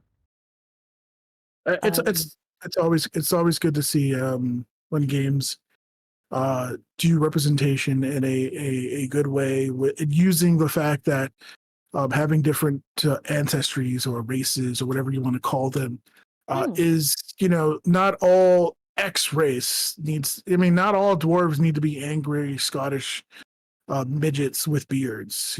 They can be different types. I mean, at our Tuesday game, we just that there's Scary, for example. So regardless, it doesn't always have to be a certain way. So that's cool when I see games do that. So definitely. Yeah, I believe Tash's voice actor is also non-binary, or either non-binary or goes by they them. I don't know personally what they identify as, but or specifically. My stance on it is I don't care. If they're a good voice actor and they do a good job, then we support them regardless of. Oh yeah. Especially I'm glad that people of, not saying that I don't care that they are whatever, but I'm saying if they are doing a job and hey, that doesn't define who they are. It's the work that they put in. They treat it as normal and normalize the fact that all this kind of stuff should just be a given. We just let it happen. Yeah, it's there. It's in the world. It's not going away anytime soon. But it's been in the world since the beginning of time. Yeah. So how many of you here have played any of the Dragon Ages? I'm Yeah. gonna be an oddball. I haven't played any of the Dragon Ages. I don't think you're an oddball. I think you all. Yeah. Oh yeah. Okay, so I'm not an oddball. Dark Souls was my go-to fantasy thing, and so for a while I wouldn't just it was the only thing that held my interest. Even though I fully recognize that things like Skyrim and Dragon Age were really big and really good. I just never played them either. I have in my library in Steam. I have Dragon Age Origins Definitive Edition because a good friend of mine gifted to me, but I never touched it. I would love to sit in on you playing that game. That game inspired a lot of my interest in tabletop and storytelling. It was how D&D was sold to me, which was Dragon Age is kind of based off a D&D Baldur's Gate 2, and I'm like, I'm in, because they knew I played a Dragon Age, and that's kind of what got me into it, because I am a big fan of religious French what's her I forgot her name. Apparently I'm not a big fan of hers. Liliana? Yes, I'm a huge fan of Liliana. I don't blame you. She is she was my go-to. I loved her character. I loved her personality.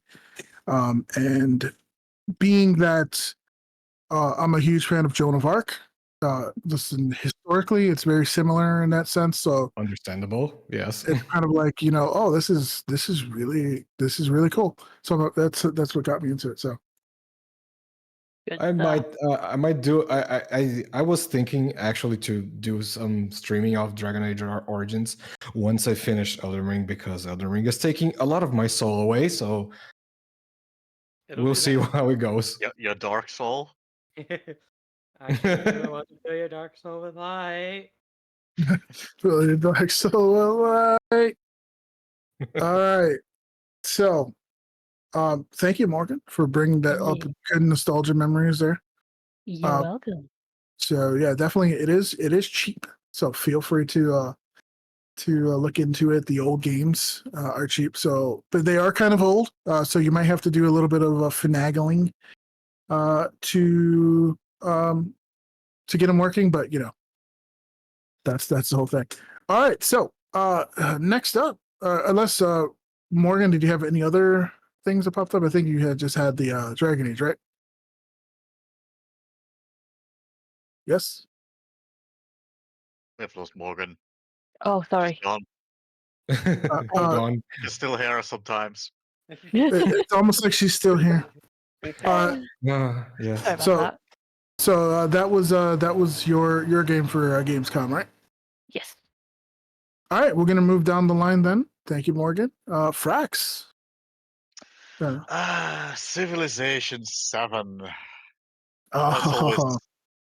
I'm Yeah, a big fan of I'm gonna Civ, be although I only started playing in 5, though I did play a bit of 4. I'm a big fan of the series. I really enjoy history games. I'm a history nerd. I, I've played a lot of Age of Empires as well, so it's different, but I like the history. So they announced they said 7 would be at Gamescom, and I was very hyped. And the trailer was a roller coaster for me because you see the new graphics and you think, wow, they took a middle ground between 5 and 6. It's very clear, but it's very detailed. They put a lot of like small details in the buildings. They're more realistically textured, but they're not like hyper realistic. Looks really good. There's high detail in the maps. Like there's ships that can actually go on the rivers. That's a much requested feature. It has been for years. Yes. Uh, the generals can actually move entire armies as one, so you don't have to manually move every unit, which also big request. So really glad they're doing that. And then they came with the biggest change they're doing, and my opinion on that was very 50-50 at first, because they're doing what humankind did at first. That between big eras, your civilization evolves. So, for example, you start the ancient era as Rome under Emperor Augustus. You play Rome, you play Rome. You arrive in the medieval ages, or the exploration age, they've capped that. So the first bit of the medieval is you've already played. You enter the exploration age, and the game tells you you need to choose a new civilization. But I at first didn't like that because I like the funny altered history thing of going to space with Rome, or to start as Canada in the middle of a desert and build the Great Pyramids of Canada. I think that's hilarious. I love that. So that's not really going to be a thing anymore. And at first I was sad about that because I thought that was really what Civ was. But they've been explaining more about the mechanic, and it does solve a few problems that Civ has always had. Because Civ games, if you've played them like midway through the game, especially near the end, they start to get really slow, and you know who's going to win. And it's not even close. It's just you go through the motions, nothing interesting happens. The era system they put in, when you end an era. So when you go from the ancient era to the exploration age, you start a new civ. Everyone gets a new civ. You keep the buildings, like the architectural influence of your old civilization. So you still, like you see Roman ruins in France, which I really like. That really brings back that role playing. But also in gameplay, it's a big equalizer. At the end of the era, everyone gets points assigned. Sorry, gets victory points assigned based on how well they did. Will, And at will that they be point, able to everyone. roll? Sorry, I had to. No, at that point, everyone kind of starts on equal footing again. Like you have points towards your victory, so if you were doing well, you're still ahead. But Mhm. people have a chance to catch up again, so the game remains interesting. Oh, okay. So that it is prevents that is zero. awesome. Yeah, Because one of the biggest problems with Civ was exactly what you said, that the game gets so grindy and meaty by the end of it that you know who's gonna win, and if you don't like make 5 people alliances against one dude, the guy just wins if you leave him alone. And Yeah. that's actually really cool idea. yeah, it's a really good way of tackling it, and I'm glad that they have. It's a cosmetic thing that you still like see the building style of your old civilization mixed in, but it's really what fixes it in fantasy for me for some reason. Even though it means quite literally not entirely nothing. There was something like if you build certain districts, for example, if you play as Rome, was an example they used, and you go and you become the Normans, which are confirmed to be an exploration age civilization. Mhm. If you build certain districts, then in the exploration age, they will still be there as like the Roman district with its own unique bonus. Okay. So you Oh, carry on the that's legacy. And you also keep like special cultural policies depending on your civilization. So it's not just something you leave behind, I'm curious. which is really cool. I'm curious because these games. I'm curious if modders might like make it so like, oh, we're gonna have like modern Rome or whatever. They might like mod it in, or They might do if that, yeah. there might be custom options to let you stay or Yeah. swap around. Yeah. Because that would be kind of interesting to see. But I like that they're trying something different. Yeah. Because Civilization was getting to the point of like, okay, why buy 6 when 5 does almost everything 6 does? Hmm. Why buy 7 if 6 is done, 5 exists? So it's starting to get to that point. I Yeah. know there's differences, but they're trying something different. I can see why people were calling it like Humankind 2, because Humankind has a very Mhm. similar concept where Yeah, they You start- pioneered it basically. yeah, and Humankind is okay. I like that studio, Amplitude. I love Endless Dungeon. I love Endless Space 1 and 2, Endless Legends. And Humankind I enjoyed, and the concept was I kind have of a- interesting. So I have Another thing opinions they about said that humankind. Oh, No, yeah, it's alright. I have opinions about humankind that are me too, not don't worry. fit for this. That's why I was initially kind of apprehensive about this, because I was like, oh no, if it's like that, then I maybe don't really want it. But they explained more, and then I'm just like, okay, I see what they're doing. Like they're really making it their own thing. Because like another thing that ties into this new era mechanic, there are countries that you actually can pick in every era because they figured, for example, India has an incredibly long history. So you can Yeah. pick different dynasties in each era. You're still India, but you're Oh, like the Mughals, or you're like a dynasty that precedes them. My Indian history is not so well, so I can't really give too many examples on that part. The same with Japan. and Japan, probably China, right? and China Yeah. too. Yeah. Yeah, so That's cool. there's countries with really long histories. They can keep doing that. I assume that Greece will have something kind of similar. Like you pick Greece in the ancient era, you go to the Eastern Roman Empire, maybe in the exploration era, and then you can maybe go to modern Greece, stuff like that. Yeah. The weirdest thing is that your leader stays the same. So it also means that Really? if you want to play a modern leader like Napoleon, you start playing the game as Rome led by Napoleon, which is funny in its own way. That is It is, weird. yes. I heard they were going to make it so that there's also leaders that are not necessarily traditional leaders, like Shakespeare and things like Yeah. that. That's So- also something that is kind of enabled Oh. by the system. They haven't really given an example of that yet, though. I think the leaders we know at the moment is Augustus of the Roman Empire, Napoleon, obviously, and okay, bear with me on this one. My Egyptian sucks. Hatshepsut? Yeah, nailed it. Oh, okay. That's it. Yeah, an Egyptian female pharaoh. One Oh, of, I okay. believe the first one that we know of before Cleopatra. Yeah. Finally, they're giving Cleopatra a break. Yeah, she deserves one. She's been in. Yeah. I believe she has been in every game except 5. Except 5, that was Ramses. Yeah, that was Ramses II, who is by all Yes. means a historical chat, so I get the choice. Yes, But, yeah. exactly. Also, you got to play as in Greek. If you play the Greeks, you got to play Sappho. Hell yeah. Yeah. That was There we Humankind, go. right? We're all, That was Yeah. Humankind, right? I'm not sure if Civ is doing that, but it would be Yeah, nice. no, it is. I pulled the screenshot, and Yeah. Sappho is actually. Oh, in there. okay, that's Sappho, That is Sappho awesome. is the Like, leader for Greece. I just wanted to That is- put that Yeah, out. That is there's actually really there's cool. That one, So that one Alexander actually the Great. educated me. That one actually educated me because at first I was like, "Wow, I thought she's just like a poet. I don't think she ever did anything remotely like leadership wise." And I looked it up, and she said, "No, she was part of a noble family.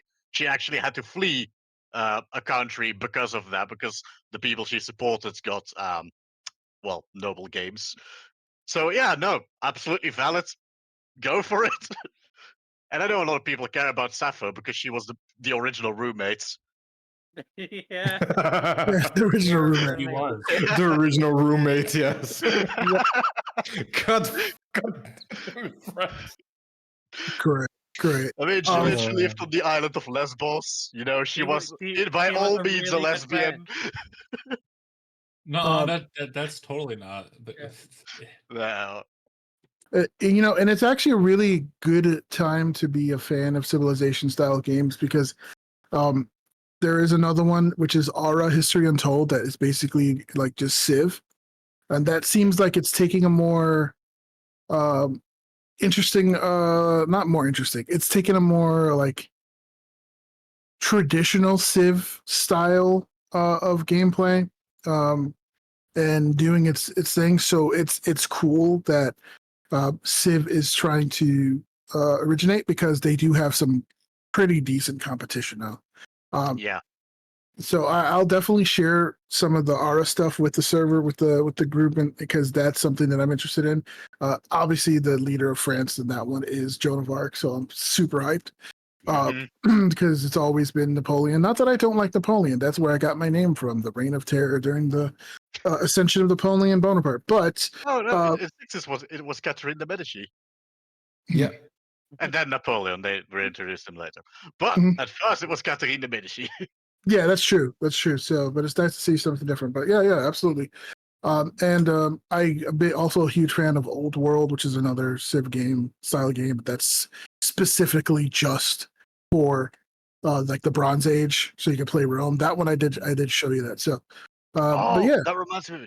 I completely forgot to mention this, but together with the era system, they also said like one era is roughly the size of a normal Civ game at the moment. So the oh, full length is triple the game because each segment is kind of its own game.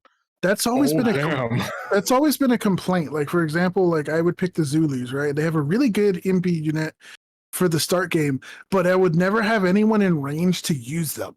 Yeah. And then Yeah. by the time I reach someone, we're already running around with like Iron Age and like rifles, and I'm like, oh Yeah. well, this unit is useless.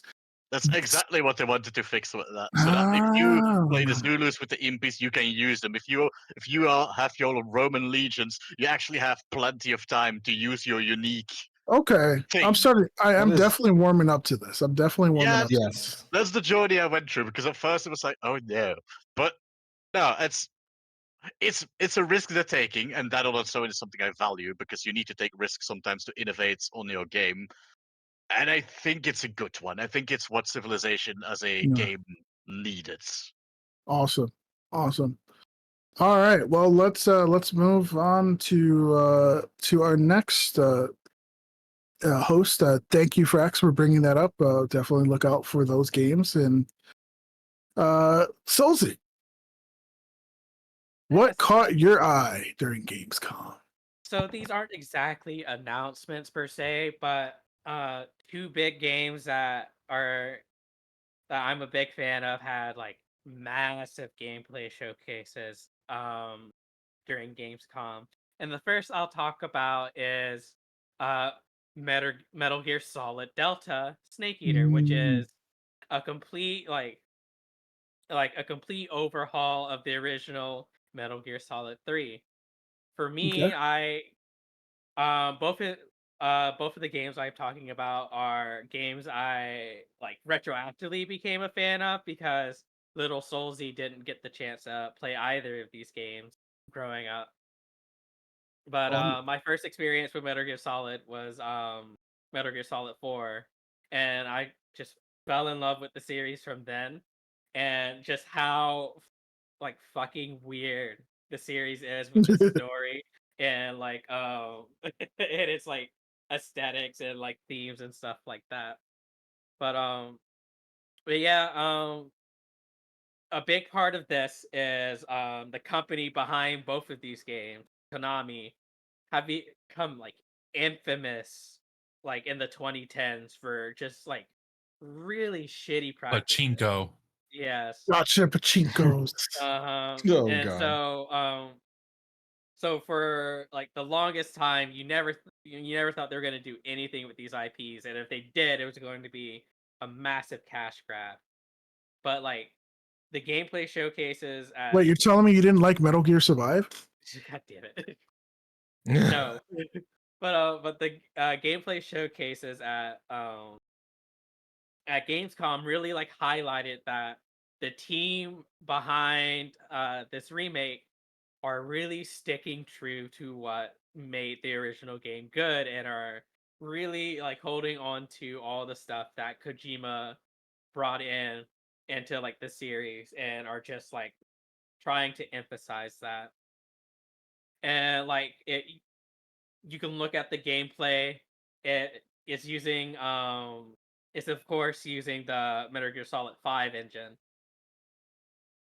but it still looks and plays and feels the like the original Metal Gear, Mm, like Solid 3, which is something I'm really excited about because again, I never had the chance to like go and experience that for myself. I had to watch them.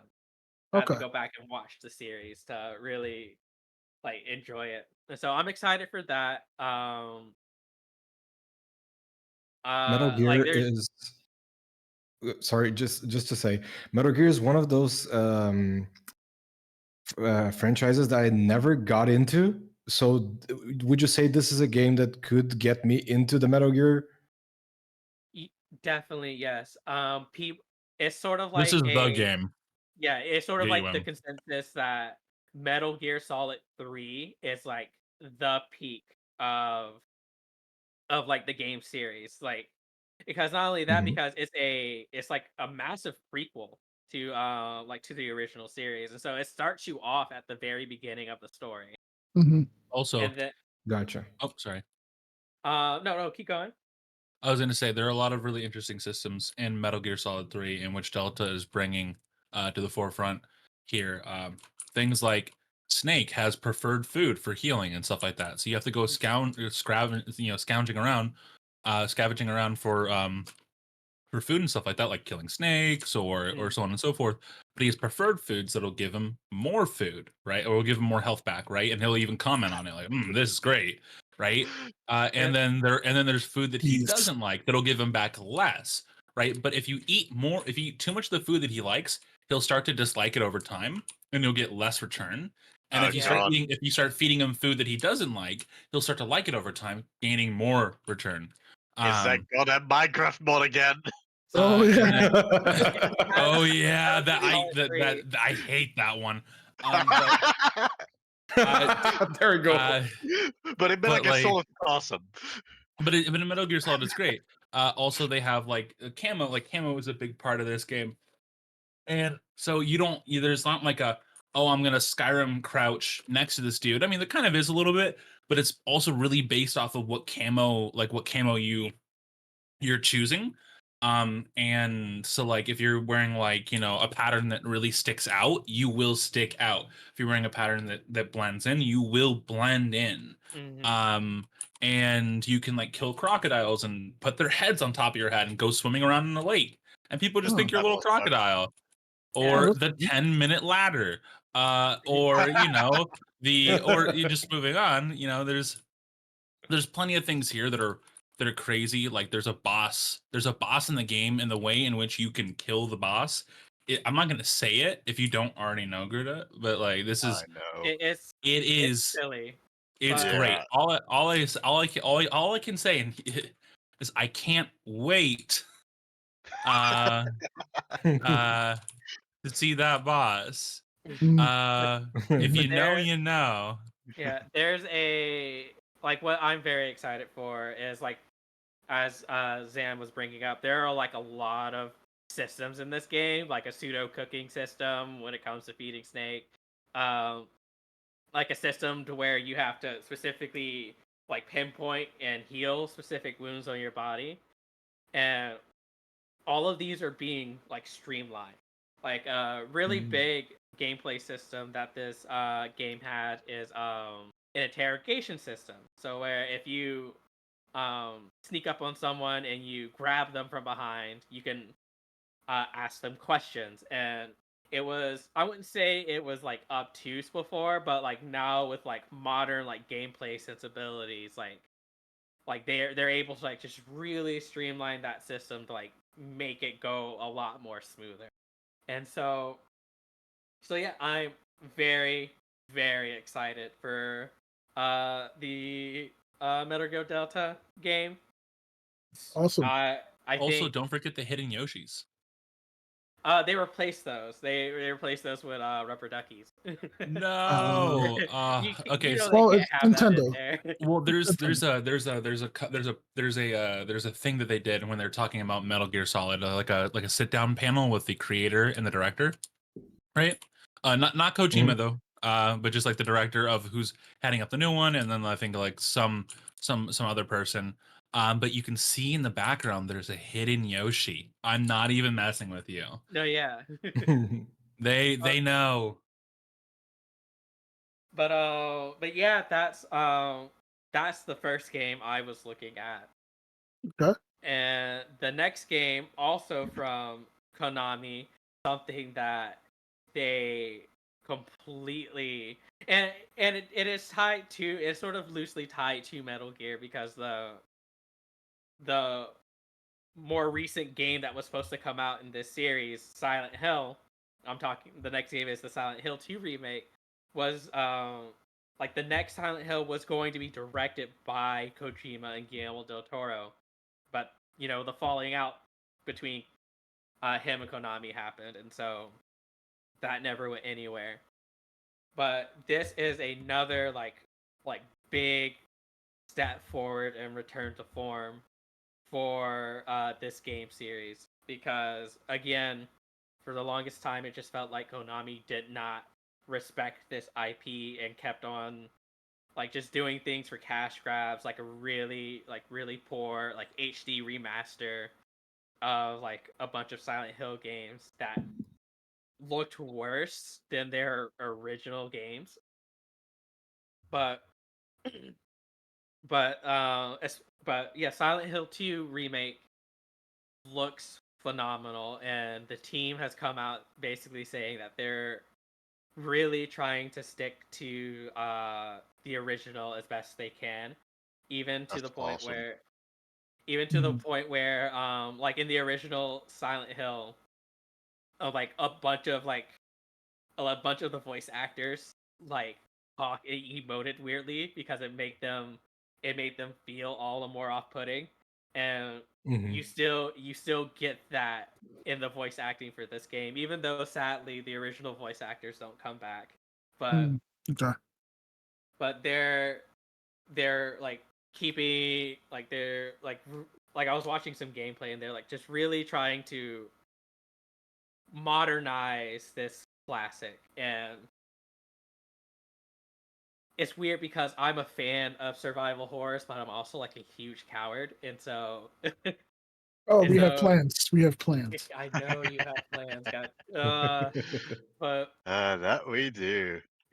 but like the biggest part as to why I like the Silent Hill series is because like just like the atmosphere and the lore of the setting. Even though I haven't played any of the game, like most of the games myself, I've like watched these and I'm like in love with this series.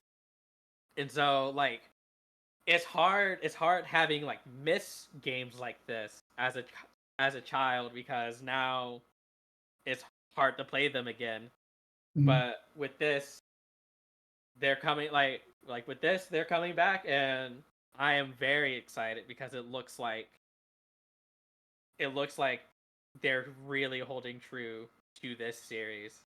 Yeah, I do remember the series being one of the ones that I playing Resident Evil, like the originals, like Resident Evil 1, 2, 3, 4, all those. This was another series that always was one that I would dip into to play. So, yeah, that's what kind of excites me. It's kind of cool. So, Yeah.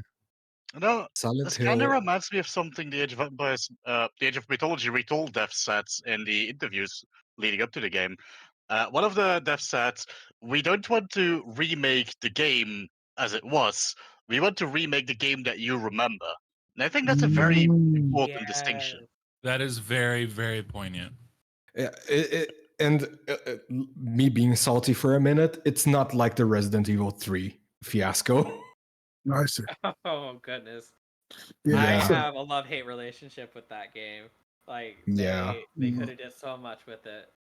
well, that's definitely we'll see what happens with that with this game, and a lot of, as we could see, a lot of the big time announcements. I mean, Age of Mythology, the Metal Gear, Silent Hill. A lot of them are like retakes or redones of the original, but with kind of like that care put to like, let's not change it. Let's make like what you said, remake the game you remember, and that's really really cool because there's a lot of good games that now that technology has gotten to the point where we can do really cool things with it. I would love to see reimagining of some of these older games. So I like it. I like it. And Oh yeah, 100%. the biggest thing I'm latching on to is the return of the original composer as well. I think Yamioka is their name. Like they're Cool. also recomposing original tracks for this Nice. game.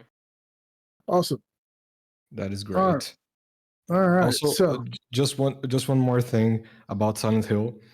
The props to to them to bringing one of the most successful games of that IP. Because Mhm. Silent Hill 2 was the best Silent Hill game for a long time. Yeah, and that's something that I think I will give props to Konami, even though I still don't like them as a company. But they recognize like the two biggest like pieces of each of these series, and they're like, we will bring these back and we will put teams on them that are passionate about both of these games. Yeah, Konami's trying to get back into good graces of gamers after literally scorning them so hard, and also like deleting their game development team. Yeah. Yeah. It's a cycle, isn't it? Yeah, I see it. So we were just talking about Blizzard, and so we're seeing that. So What we're hoping for Wizards. yeah, we're hoping for Wizards to get on that train, and we're hoping that Paizo doesn't go in the opposite direction and have to go through that cycle. So Yes. again, our monthly ritual. Not everyone can be Larian. I'm gonna jinx this one of these days. Something's One of these Larian's days gonna go it comes down. Knock on wood. Knock on wood. Yeah. Yeah. No, knock on steel. Whatever Sven is wearing. So Yeah. knock on his suit of armor that he wore to Game Awards. Yeah. Which one Oh, of the yeah. three? Man's got three. yeah. Yeah, So but people were asking him like he wore a suit, and he's like, "Yeah, I wore a suit of armor, right? It's a suit." Yeah. so It was actually a bet and he lost, so he had to. I love it. I love it. All right. So let's thank you, Solty, for that walk down memory lane and some really interesting discussion of games there. Mel, you're gonna bring up a game that I cannot wait to talk about. Cheeky breaky stalker. Yeah, Yes. it's Stalker 2, Heart of Oh, Chernobyl. yes. You'll be okay if I start gushing for a second. Yeah, you go ahead. Go ahead. It's a great game. So number one, props on the developers for their hard work, because obviously the developer, they are based in the Ukraine. In fact, one of the just Ukraine, not the. yeah, just Ukraine. Sorry, they're based in Ukraine. So one of the developers actually passed away a few years ago when all the hostility started. So even with all that going on, they're still working on developing the game. It is essentially kind of it's part tactical shooter, part open world, part like life simulation, part horror. It's just a mix of like so many genres, with the backdrop of the Chernobyl disaster and kind of like a aspect of just these weird anomalies and mutants and different factions that are trying to explore the zone. So I absolutely love it. I love the first one and I cannot wait for this one. Mostly because the way that game runs is the way I kind of try to TM, which is, again, I'll give the example. A guy will say, "Hey, I need to get to the other side of this map to meet up with my friend." And normally in a video game, that guy stands there with a quest marker over his head, and he will stand there the entire game. You can do 100 side quests, and he's still waiting for you to walk to his friend. Stalker doesn't care. As soon as you say no, or as soon as you take time and walk away, he'll wait a bit, and then he'll just go on his own. And you might find him in the other place, Die. or he could just be dead in the middle of the zone. You could loot him. It is just like there's this dynamic storytelling. So That's awesome. sorry, Mal. I know this is your game. So No, you're good. I'm gonna be jumping on a game you're gonna be talking about later. So go full hog because I'm gonna go full hog. Yeah. So and I know our first podcast. We talked about the whole what was the one tactical shooter, Tarkov. Tarkov, And then I mentioned that Tarkov, the single player aspect of Tarkov wishes it was Stalker. Now, this is going to be interesting to see how well this game performs. If it's going to be anywhere close to the original, if they're going to do what we're all saying about like all these remakes. Are they going to make a game that's similar but expanded? Similar to like Sins of a Solar Empire 2, which they expanded and made the game better. I wonder if they're going to do that. So a lot of these cult classic games like Stalker and stuff like that, or what's it called? There's another game called Dark something, Gothic. Gothic, yeah. and all these other games that are like System Shock and stuff like that. All of these games that have these really unique systems are really pushing the boundary. That are really like that people adore these games for. What my friends and I call them, or I guess the other people that I've talked to call them. They call it Eurojink. Eurojink, Yeah. But it is right. It's these old school Euro games that came out, and the systems are obtuse. They're a bit frustrating, but they're wholly unique, right? And they are something that really makes the game pop and stand out and be its own flavor, its own style. Yeah, So it's a good thing, and hopefully they don't wash it all away, and they actually like embrace it and really take it in, and are like, yeah, no, all these systems that were in the original we want to bring back. And heck, we even looked at the Stalker Gamma that exists out there, and have really taken cues from that, because if they do, and it's not just like a basic shooter, right, with like some Stalker elements. Like, I want this to be Stalker, I want this to be obtuse, I want to like not know how to clean my gun for 6 hours and then figure it out and then be like, whoa, oh my god, this is great, I love this. Or like not know how to eat. It's like, I don't know how to eat, and not that I don't want to know how to do those things, but like the systems in play, like it didn't hold your hand, but it also respected your time. And it was like, yeah, once you figured it out, it was like basically like a reward. And you can also just go online and figure it out.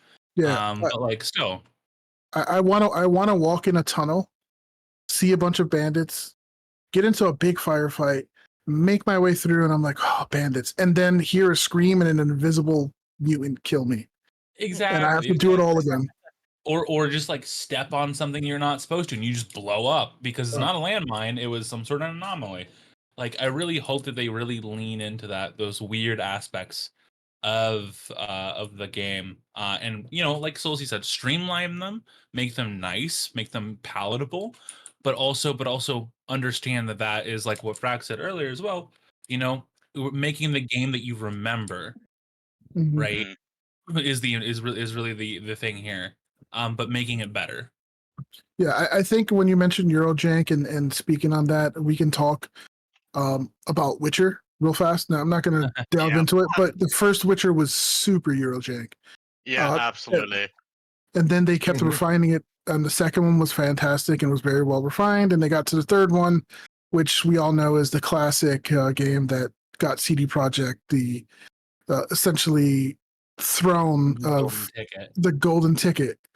Until they kind of goofed up a bit with Cyberpunk, which they've since goofed up a bit. They goofed up. I'm trying to keep it positive, but yeah, they fixed it. They fixed it. They failed the landing, but they got back up on their feet. Yeah. Yeah, And mostly it's the that's the marketing's important fault, but thing. whatever.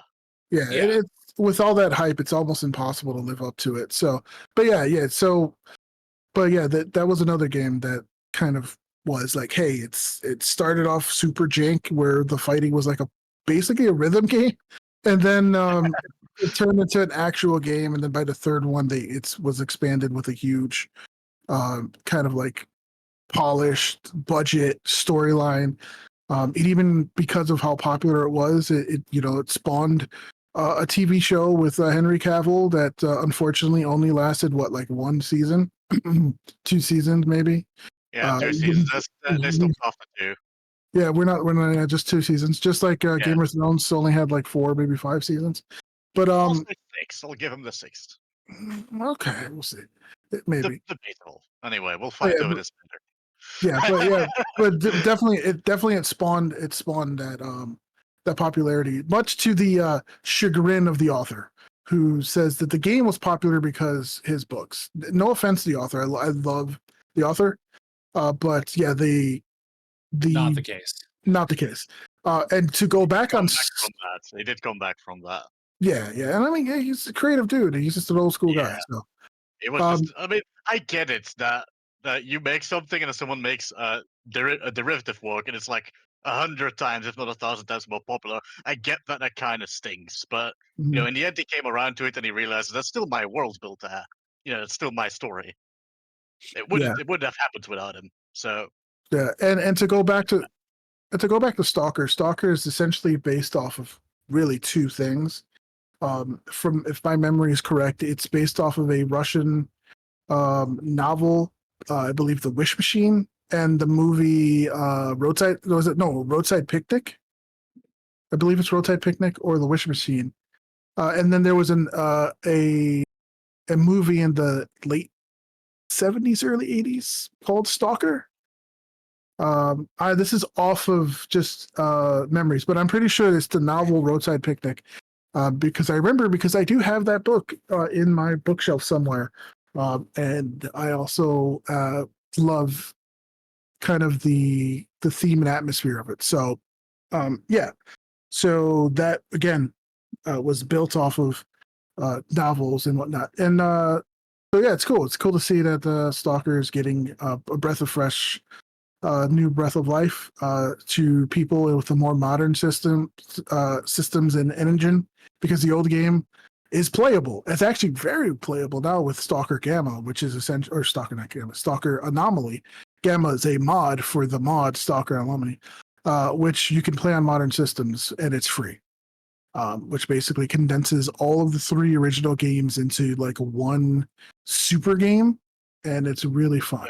So, if you are interested into getting into the Stalker game, I would suggest Stalker Anomaly. It is free, and there are tons of mods and mod packs that are pretty easy to install, but you can just play the base Stalker Anomaly and get a really decent experience. So, one question I have, because I'm pretty sure I have a couple of Stalker games on my Steam list that I have just never played, but like, do these games have like co-op or anything? No. That's one of the biggest things. Solo play. They are solo play. That's why the Tarkov single player was a huge demand, because Tarkov has a very similar gameplay loop. I mean, the gameplay loop is this: you start off in an open world, you have very limited supplies, you scrounge and scavenge, so kind of like the whole Fallout 76 or Fallout experience. But it's more grounded in reality, and the game doesn't care about you. You are not the main character. You will die because you just took a step in the wrong direction. Yeah. And it makes every little success like, oh, you see a bandit fighting a mutant, and you get a lucky shot, the mutant dies and the bandit drops dead, and now you can loot the bandit, and oh, he has an AK, but it's really broken, but you can strip it for parts and take the barrel and throw it in your gun and then grab a couple bullets. Now you actually have an extra clip, so now you can actually get into the next fight. And it makes those little moments where by the end of the game where you're like, okay, I have an AK. I have like an M14 or whatever, M16, and I have a sniper rifle and a shotgun in my thing, and a nice pistol. And I'm going up against like heavily armored exosuit wearing cultists and mutants, and just blowing through them. It makes that sense of progression, and it's very rewarding. So that's my love for that game. Yeah, Interesting. it's a good stuff. I'd say if you're gonna play anything, as obtuse as it really is, I get into Soccer Gamma. You also Soccer Gamma, I think, if I'm not mistaken, is like you don't even need to own a Stalker game as long as you download that mod. It like for some Well, reason has the game packaged in it. Stalker Anomaly is the baseline that's free. Stalker Gamma is Yeah, a that's right. mod for Anomaly. Yeah, for Anomaly. Yeah. So if you pick up Anomaly, Oh. which you can get for free, and then you mod it further, because Anomaly is also modded as well, innately. And then Gamma mods it even further. It takes it even further. So Yeah. if there's a thing that you really want to get into, if you want to get into soccer, I'd start and do Gamma. Anomaly. And Anomaly. I mean, do Anomaly, download the stuff for Gamma, put it on, right? But I mean, again, I say Gamma because it's essentially its own thing at this point. You do need another thing to run it, but c'est la vie. But yeah, no, I'd start there for sure. It's gonna be really obtuse, but that kind of comes with the territory Yeah, of Stalker, though. I think I might, if someone's ever interested, I might run someone through it, or like have them play it, or play it myself, just because it's just it's so fun. It's interesting. You quick save is your friend if you want to play it that way. You can also play it hardcore and be really safe. And as long as you go with it with an open mind, knowing that sometimes you'll just die randomly because the game decides F you in particular, and then you'll be fine. So, all right. So, thank you, Zan, for letting me hijack. I'm about to do the same thing to you. Yeah. So, we're gonna go to the things that I had. Hold on. And I'm just gonna list them in order. So I'm gonna do Titan Quest 2, Kingdom Come Deliverance, and then the one that you want to talk to, Mel, and I'm gonna give you the floor, Space Marine 2. So let's start off with Titan Quest 2. So that's the game I'm super hyped for in the Gamescom, because that was one of the first games that I played multiplayer with when I was like younger. I remember going to a local PC gaming lounge, and they had a lock-in. And the two games that they had were like Company of Heroes and Titan Quest. So Company of Heroes, RTS, I was like, okay, it's cool. I played a little bit, but I didn't like the competitive nature. I wanted something co-op, and me and my friends played Titan Quest for like the entirety of that night, up until like it was like 9 a.m, and we didn't get any sleep, and we were like super deep into it. I never beat it there, but I ended up getting it later on and playing it. It is an action RPG, and it's based on. It starts off essentially like Greek mythology, so it's very similar to like the Age of Mythology. It's in that vein because you do Greek, then you go to Egypt, then eventually you go to, if I'm not mistaken, you go to like China or Asia. And the old game also lets you do Norse mythology. So it's, again, very similar. So Yes, you, the same religions, basically. Except Yeah. China, that's an expansion one for the extended edition of Age of Mythology, but that's not in the base launch of Retold. It's coming later, though. yeah, Hopefully yeah, with a revamp, because it wasn't that good. yeah. But it's, oh, go ahead. I was just saying, I'm looking at the gameplay being shown right now, and I'm falling in love with what I'm seeing. If I'm being Yeah. all honest, It is. I have my take. It looks a lot like Diablo, and I really Yeah. enjoy that. Yeah. When's it come out? I am not entirely sure on the date. Let me look it up real quick. Request to release date. Winter It's also- 2024, early 2025. Oh, that's not bad. yeah, that's not too far. Really close. Titan Yeah. Titan Quest had a recent the first one, like an enhanced edition, and it's on Steam and it's fairly cheap. And it's definitely worth a play. I love it because the thing about Titan Quest that I used to love is so if you see a satyr attack you, and there's two of them, one of them has like a torch, the other one has a breastplate and a spear. When you kill the satyr, they drop their gear, so you'll see the torch and you'll see the breastplate and the spear. Most of it is gray trash items that it doesn't even show up unless you hit a special button. But it's like everything you see, they can use. That includes, the lucky rolls in Diablo where you're like, oh, I got this awesome like fire sword that does an AoE thing. Yeah, the enemy might have that and they're using it on you. And you're Oh, just like, no. oh no. But that Whoa. dude that's kicking your ass has a really good weapon. And you're like, I'm going after that dude. So it had that really cool aspect of it, which is really nice when you fought like a really strong enemy and they drop the gear that they're using on you. It's really cool. So I do like that. It's whereas Diablo was more big, flashy, and in Path of Exile, big, flashy, lots of enemies, lots of particle effects. This game was more like toned down, and it was more like kind of where Path of Exile 2 is trying to go to now, where there's less effects and more just positioning and managing your abilities.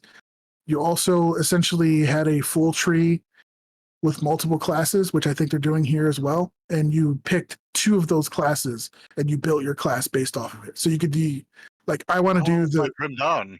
Yeah, it's like Grim Dawn, another great game. Yeah, well, Grim Dawn actually is the same people that made Titan Quest. So it's exactly the look at same that. game. I really liked Grim Dawn, so Oh, awesome.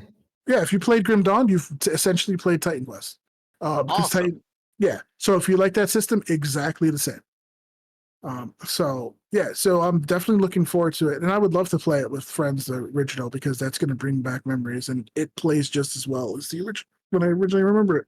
And I'm looking forward to this one because it is super cool, super cool. Nice. Moving on from that game, because it's definitely a game. I want to go to the next one, which is a brief mention, which is Kingdom Come Deliverance. Kingdom Come Deliverance 2. That is a sequel to the Kingdom Come Deliverance 1 game. You're going to keep it very... I know. Can you believe it? Another 2 as well, too. And my next game is Space Marine 2. So yeah, he sent It's all twos. Is that all sequel to Space Marine There's 1? some hidden mini. No, here. it's actually a prequel to Space Marine 3. What? No, It's I'm What? anymore. But Kingdom Come Deliverance, it is kind of like take Skyrim if Skyrim didn't have any magical monsters and your dude was absolute garbage at combat at first, but there's a really in-depth, very realistic combat system, and a really interesting story based on history. I think it's Bohemian history, to be in fact, right? It's like that area. What, I get tagged? Not yet, not yet. But the first game, you literally started off as the son of a blacksmith. We'll leave it at that. We won't go into any spoilers. And it tells the story of what happens when you start getting involved in politics and start learning how to fight and all this other things. There's a lot more to it, but I enjoy that the first game, and I'm glad they're making a second, because I thought the first game went for a vision of this really realistic physics, kind of like physics where like your sword doesn't just slash through. You can actually, it bounces off. Like a sword is not going to kill a dude in armor. It's going to bounce and like stun him, but you're going to actually have to work your way to kill a guy in armor. And they went with that vision, and man, did they hit it for me. And it was a good game, and I'm looking forward to the second one. So let's just briefly mention that one. I'm not going to spend a huge time on it. I don't know if anyone here has played this game, the first one. I've seen things about Kingdom Come Deliverance, but I've never actually got haven't played it got either, it to but play. my friends it really is liked it. it is always going on sale for like dirt cheap, like $10 for everything. They did also lovingly call it Eurojank, the first one. Yeah, it is another one of those is Eurojanks. Eurojinks. Yeah, so it's again, it has that stalker vibe to it too, because it's just there's so many obtuse systems, and the combat is just You yeah. the only way you can get better at, using a sword or wielding a bow is by quite literally using the bow or the sword until you get better and like Mm. training with people. So Yeah, it is really cool. Or And you're really bad at it, doing it anyway. the story was really interesting. I really enjoyed the first one, and I can't wait for the second one. Now I want to add a honorable mention that I completely forgot. Because I mentioned Skyrim, Witcher, and Kingdom Come Deliverance. Avowed, the Obsidian Skyrim-like game. Obsidian, you may know them right. as the Oh, ones who yeah. made Fallout New Vegas. Okay. Yes. I hope they can live up Yeah. to that. Because Um, I'm afraid of that, not gonna lie. I heard from people who played it and watched it that it was amazing. Oh, good. I've heard nothing but positives. Good. It is essentially their, hey, we're going to do Skyrim. And it's in the world of Pillars of Eternity. One and, so it is. Oh my Yes. god. Yep. Oh and my lord. Oh, I'm man. salivating now. As you can see, the Jesus. races. Eternity. Get a room, guys. Oh my god. You don't understand. For someone who's That's right, dyslexic as me, I have tried to sit down and play those games. I haven't gotten very far, but I've loved them every fucking second. Yeah, understandable. Oh, there are gods. Oh, okay. Yeah. Oh, dude, Pillars of Eternity is so amazing. Oh my god. One So and two were amazing, and there's the maze. Yep. And so I will say this. I want to play Pillars of Eternity 2 co-op. There's not official co-op, but there's a turn-based mode. So basically having all of us on stream and say, I want my character to do this and this and this. I would love to do that. We can do that. 100%, yes. Yeah. I eat the cheese. I've been desperately wanting to play through that game, and being able to do that for real though would because it'll take me forever to read shit, but if someone reads it, And mega props to Artsy. I just decided to bring this up, and I mentioned it, and she just brought up the video. So thank you, because I knew this. I was like, I completely forgot about this game.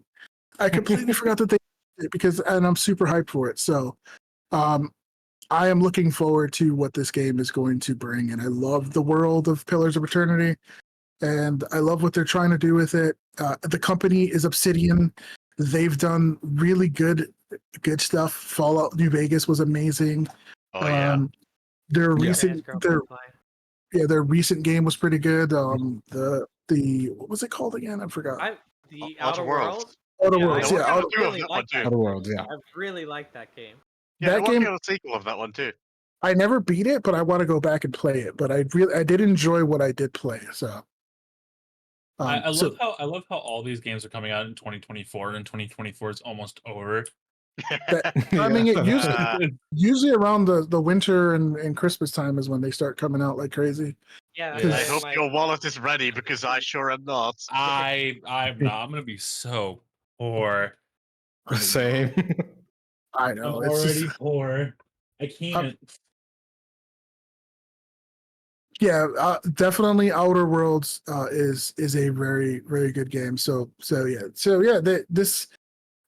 This hits differently because again, it's like I really enjoy Pillars 1 and 2. And I'm sad that they weren't making a 3 or doing anything else with it. But we'll see. Maybe if this gets really popular, they might dip back their toes back in, especially with the success of Baldur's Gate. Seeing that CRPGs can be extremely successful. So Yeah, Yeah. it should be kind of a lesson for them, because I believe that they were actually considered to make Baldur's Gate at some point, but they were skipped over because they wanted Baldur's Gate to be a more modern CRPG, and Pillars of Eternity is fairly classic.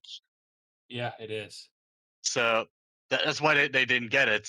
I've been told. I'm not sure in how far that's completely true because that's behind those negotiation stuff. So Yeah.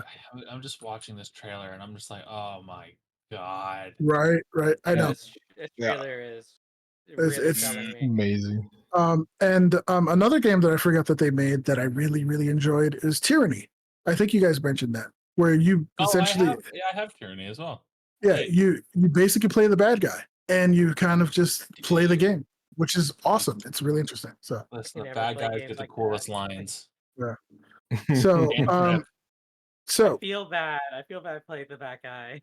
well, you can actually do good things and eventually just be a good guy, but you can also just lean into it and be super bad. Now that's an old game. You should lean into it and be super bad. It's really fun. That's definitely an old game. So All the Verge players there. I'm going to open the floor to Mel because our next game is a game that is, well, hitting the top selling charts. And I know you guys have some opinions, and I welcome to do so, and also some excitement. And that's going to be Space Marine 2. Let me at it. So the Just floor excited is to learn yours. about this. All right. Listen, Space Marine 2. Captain Titus is back. He's now Lieutenant Titus because story reasons. Go play Space Marine 1. But like you don't, and by the way, you don't even need to do that. It will recap everything for you. Got demoted. Also, it is, you don't need to play the first one because the first one is not as pretty as this one is. By God, is this game gorgeous?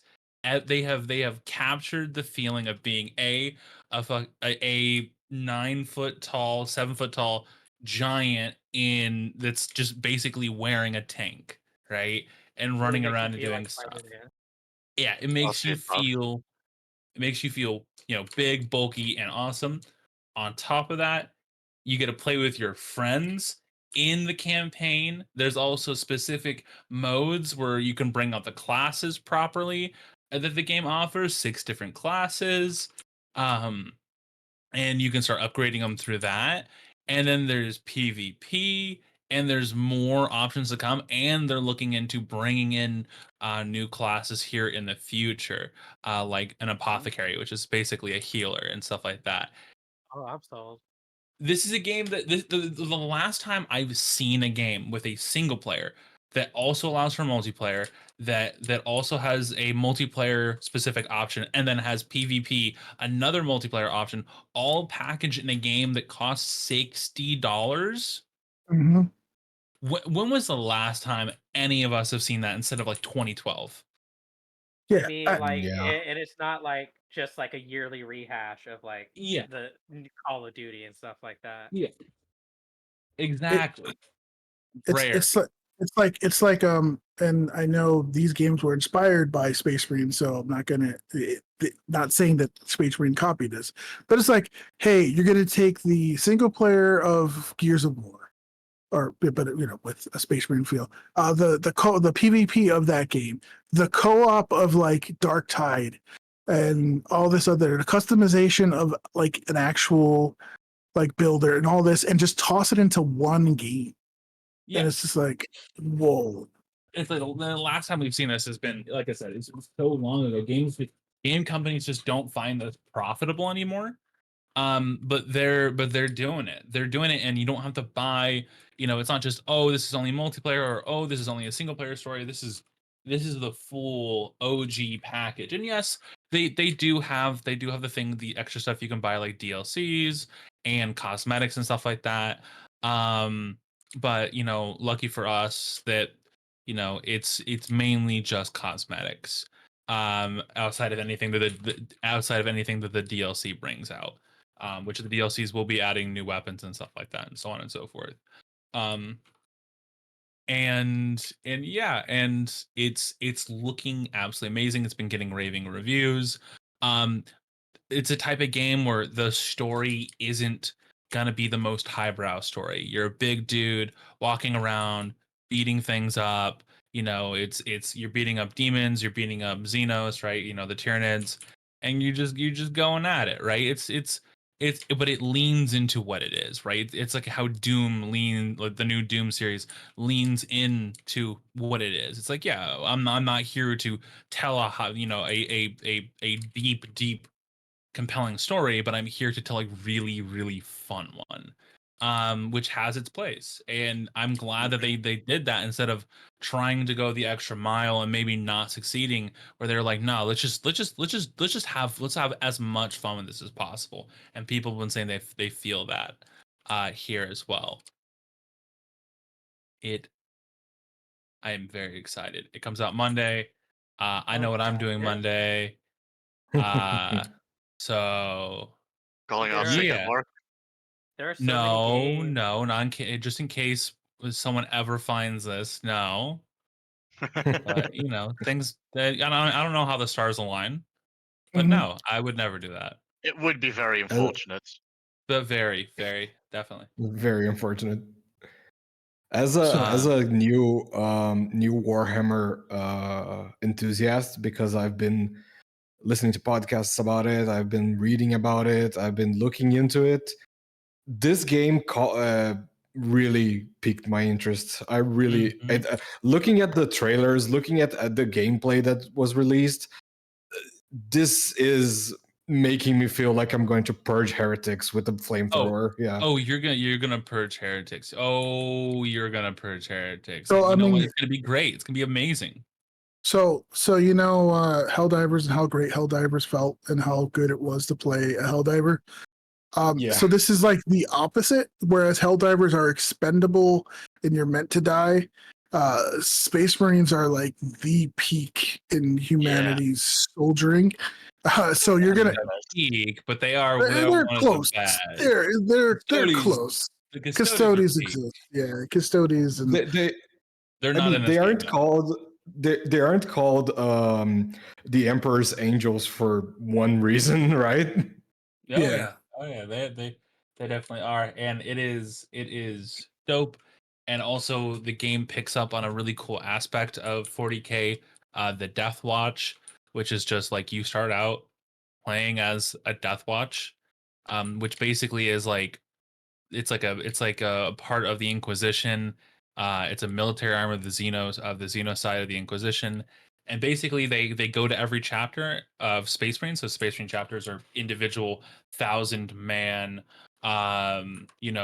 groups that run around trying to put out the many forest fires that are happening because Smokey the Bear looks like corn, and and and instead of stopping firefighters, stopping forest fires, he's starting them.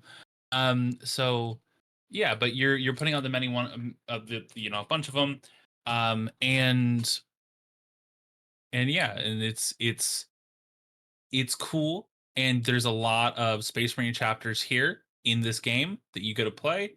You get to customize your armor to your heart's content. But the Death Watch is what I was saying is basically they go knocking on the doors of all of the Space Marine chapters and they go, hey, give me one or two of your most crazed Space Marine and who's good at killing and who hates things a lot, and I'll take him with me. And we're gonna go kill aliens, and so then they do go kill aliens, and then they get like super tactical gear and stuff like that. They're getting all the experimental tech and stuff like that, not the regular Space Marines, but the Death Watch. And so you also have a bunch of Space Marines working together from different chapters. So you have like Blood Angels working with Dark Angels, and those two, those two have different ways of viewing how nobility works. And they butt heads. And so basically you have a team of people from different chapters and they have to learn to work together.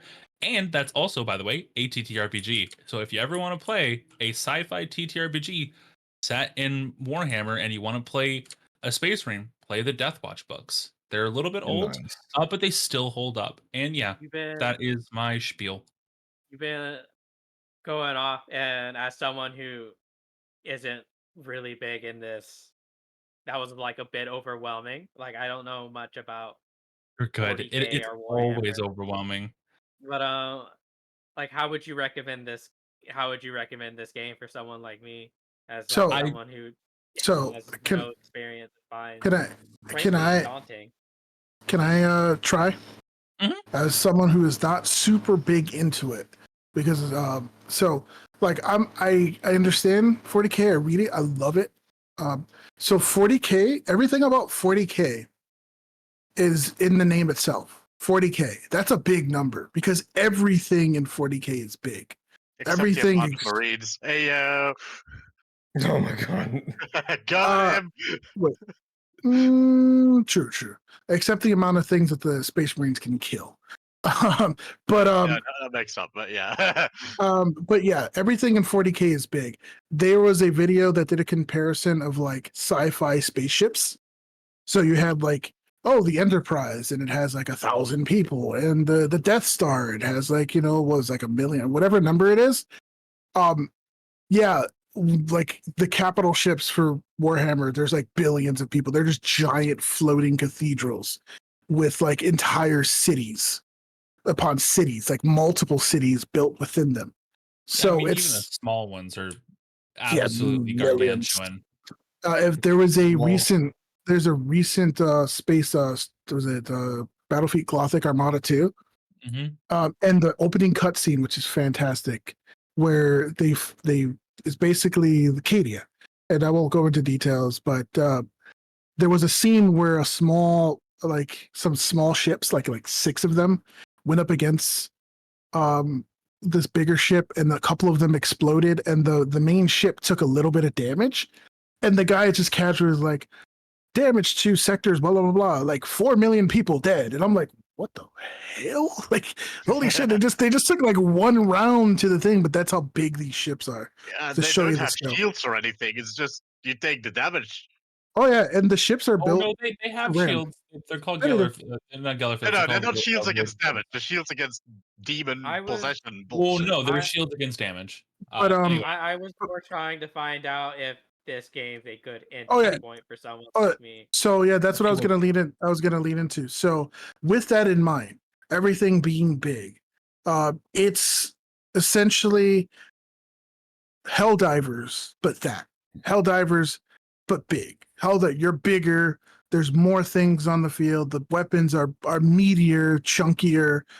Um, there is just a lot to go into, but it's also because you're following specific characters and it's a story based game. This is probably a really good way to jump into because you're following it from the perspective. Whereas everything is big, what Frax said makes sense. Number of Marines is small, so you are going to get that story. You're going to understand what's going on. The first game, for example, I mean, if you look at the trailer right now, you see how big they are compared to the soldiers. There was a scene in the first game where you meet up with the Imperial Guard, and as you're walking through the trenches, they're just kneeling because they've never seen a Space Marine this close, and you guys are like the angels, and they're just like, it just makes you feel like holy crap, like that same scene from Doom where they walk in and it's the Doom Slayer. So if you enjoyed Doom and want to do it in the squad and are cool with like really out there lore where everything is just bigger, and you can suspend your disbelief of saying, okay, that one ship has millions of people in it, then this is a pretty good way to. It's a fun game, and if you enjoyed like Helldivers, it has that. To me, it has that same cooperative feel, except you're less squishy. Obviously, you are the You are tank. the elite. yeah. If you like killing a bunch of things, if you like being a big, tall, walking behemoth and beating things up, this is the game. It is a hack and slash to the bone. If you like hack and slash games, this is the hack and slash games.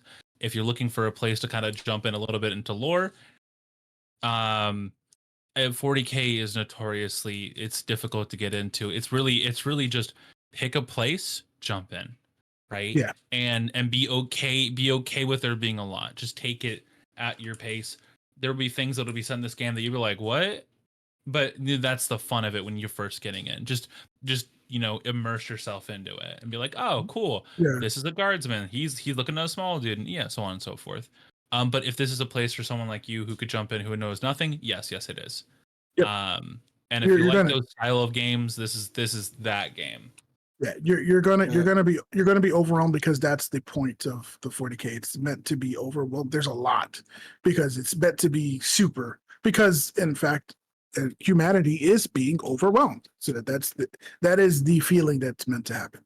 So Also, if you collect the 40,000 Warhammers, you'll become John Warhammer. okay, Okay. That's Okay. heresy. I I'm like the emperor. so for the sake of time, because I know we can definitely talk about this more, and I know Gruta, you had a little bit. We might come into it during the customization part of the game. We could talk about the customization, character creation, because that could also segue in. I do want to give a shout out to Ember. I do want to talk about that as a Foundry user myself. The thing I sent you? Yes, the thing I was following it before, but just to kind of, I don't think it was at Gamescom, but it was mentioned around the same time. I do want to bring it up. Ember is its own kind of like Kickstarter Oh, good. that is built. It's a system that's built for Foundry. It comes preloaded Ooh, with awesome. 20, I think it's like 25,000 hexes, dozens, if not hundreds of maps, a few hundreds of enemies that have unique and varied mechanics, the ability to add things in, dynamic sound, parallax, different views. Your characters pop, pop into like when you go to camp, it actually has like a camp screen and it has your characters laid out. A character creator that you can basically piece together the sprites to make your own characters. It's built by it. It's actually Foundry itself. Foundry BTT is the one that's actually building this and is kickstarting it. So it's What's built. the system it's basing itself off of? So the system it's basing itself off of is called Crucible. I don't know anything about it, but it also is compatible with 5e, and it's been requested for it to be Pathfinder. So who knows? Hopefully Pathfinder. Crossing fingers. I believe we had a discussion earlier where some of the names of, for example, the race are called ancestries and whatnot, that there is like we were kind of speculating that maybe it's based off of or has some influences of Pathfinder for the Crucible system. So I don't know what that is, and being the close relationship Foundry has with Pathfinder, maybe there's their own thing. But being, of course, backwards compatible or being compatible with 5e is also nice because 5e is a good entry point. But it has its own system. But the biggest thing for me as a DM is the tools, the really cool interfaces, because these could be used as templates. I mean, this is all in Foundry, what you're seeing. These could be used as templates to just create this super cinematic like experience, where you just kind of like build and have all these really cool scenes. The maps are there. You could just use the map. I mean, there's tons of, you can add your own, and it'll get the wheels turning for the mod makers, the module makers, and giving people ideas on how to, make it. So there's right there in the thing, it's the character creator. So you make your token, you can actually add armor, and when you get weapons, it gets added to your character. So there's that's awesome. as it says, infinite combinations. So color and everything. So there's like a lot of tools that people are already like from the trailer, and there is actually gameplay of it. They did play Mr. John Foundry himself. Did actually run, the guy who made Foundry actually ran it. And he has like one episode or a couple episodes already. So they're definitely like the module makers are taking a look at this and like, oh, we could copy this. We could use this. Hey, why don't we add this to the Pathfinder system? Or why don't we add this effect and make this as a module? Or do this? And it's really, really cool. I mean, one of the first things that I saw, literally the first thing, they started on a hex map where they're controlling themselves in a hex map. They moved to the tile over and the weather changed to rain. Automatic, dynamic, without the DM touching anything. And they're like, oh, of course it's raining. Because apparently I think a lot of them, Morgan, can you confirm they were British and it always rains in England? Often. So they're like, of course it's raining. So in the, as you can see, the dice are dynamics, or fighting on water and stuff. You can of course change that, but it's very visual. It's going to be that's your camp with your characters showing up. So for me as a DM at a library, to have this where it's just you download it, you run it, and it's all there. There's, like they say, there's at least 3 years worth of content for players if they're playing regularly, like Holy almost shit. of like Oh, quests, yeah. side quests, monsters, puzzles, and whatever. And that's just at start. But you can play this for 3 years straight and you still won't run out of content in terms of like from the base story or whatever that they have. And Okay. so as a librarian who runs for, as you see, they create the vistas right there. It's, oh my God. I'm like Oh, that's salivating over so this. cool. That's yeah. awesome. Oh, Oh, yeah. that's Incredible. cool. Ah. So that's 3 hours already built, but you could imagine what DMs could do. So, and then imagine modules. So, like I said, as a DM at a library, just having the visual aspect of it and being like, oh, the kid, it's because running it for you guys already are invested, want to play it, and it's like play Pathfinder or whatever. So I could basically have a single dice and maybe like a piece of paper, and we could probably have fun doing Oh my God, it's got a a D20 game. flowchart. Yes, it does. Sorry. A quest log with flowchart. Yeah. Definitely check out that Kickstarter. It's really good. I've already backed it. But Same. I did too. oh no, you can, if you back it too, I believe you can get Foundry at like a reduced price, or it comes with it too, which is fantastic. I Yeah, am not depending gonna on have any the money. tier. I know, Don't have any money. I know we're wasting money. But yeah, like I said, for you guys, getting you guys hooked into playing games is pretty easy. When you're at a library and there's kids that walk in and they're kind of like wishy-washy, if it's kind of boring and they're like, oh, okay, that's fine. But if they go in and they all of a sudden see their character throw a fireball and it explodes and the monster just like cracks in half, or like all these animations that I've been working on my own. I mean, you can ask Frax yesterday. I was about to mention it. Frax, can you explain what just what happened yesterday? So we were just casually playing our Lancer game, and Rain was, making animations, and suddenly the screen starts shaking. It goes white for a moment because there's a flash of an enormous, I want to say nuclear explosion, but that's not Yeah, accurate because he fired the fucking Apocalypse Rail, which is the biggest armament you can put on a mech in the game, and it just evaporated a huge part of the map. And it is showing that in graphics, like this big plasma area that's slowly expanding as the screen continues to shake. We're just all sitting there like, Rain, please don't do that while we're trying to fight. yeah. It was awesome. It was accidental because I'm like, I'm gonna try this, and I wanted to drag it to the bar to try it out, and then I clicked it, and then this whole screen went white. Everybody's like, what's happening? And the screen's shaking. And I also was centered on my mech, so my mech disappeared. And then I had to put a new mech, and then it was like 2 mechs, and it was funny. It was hilarious. But yeah, Yeah. that, imagine that feeling built in. And that's why I'm really a big proponent of like the kind of like the visualization, the presentation, because that helps. Seeing your character throw a fireball and explode feels good. Seeing your character swing its sword and it hits and you get the sound effect, that feels good. Even if you don't do a lot of damage or you miss, you could see these attacks, and it just has a different feeling than just rolling dice and whatnot. I mean, not to say it's bad.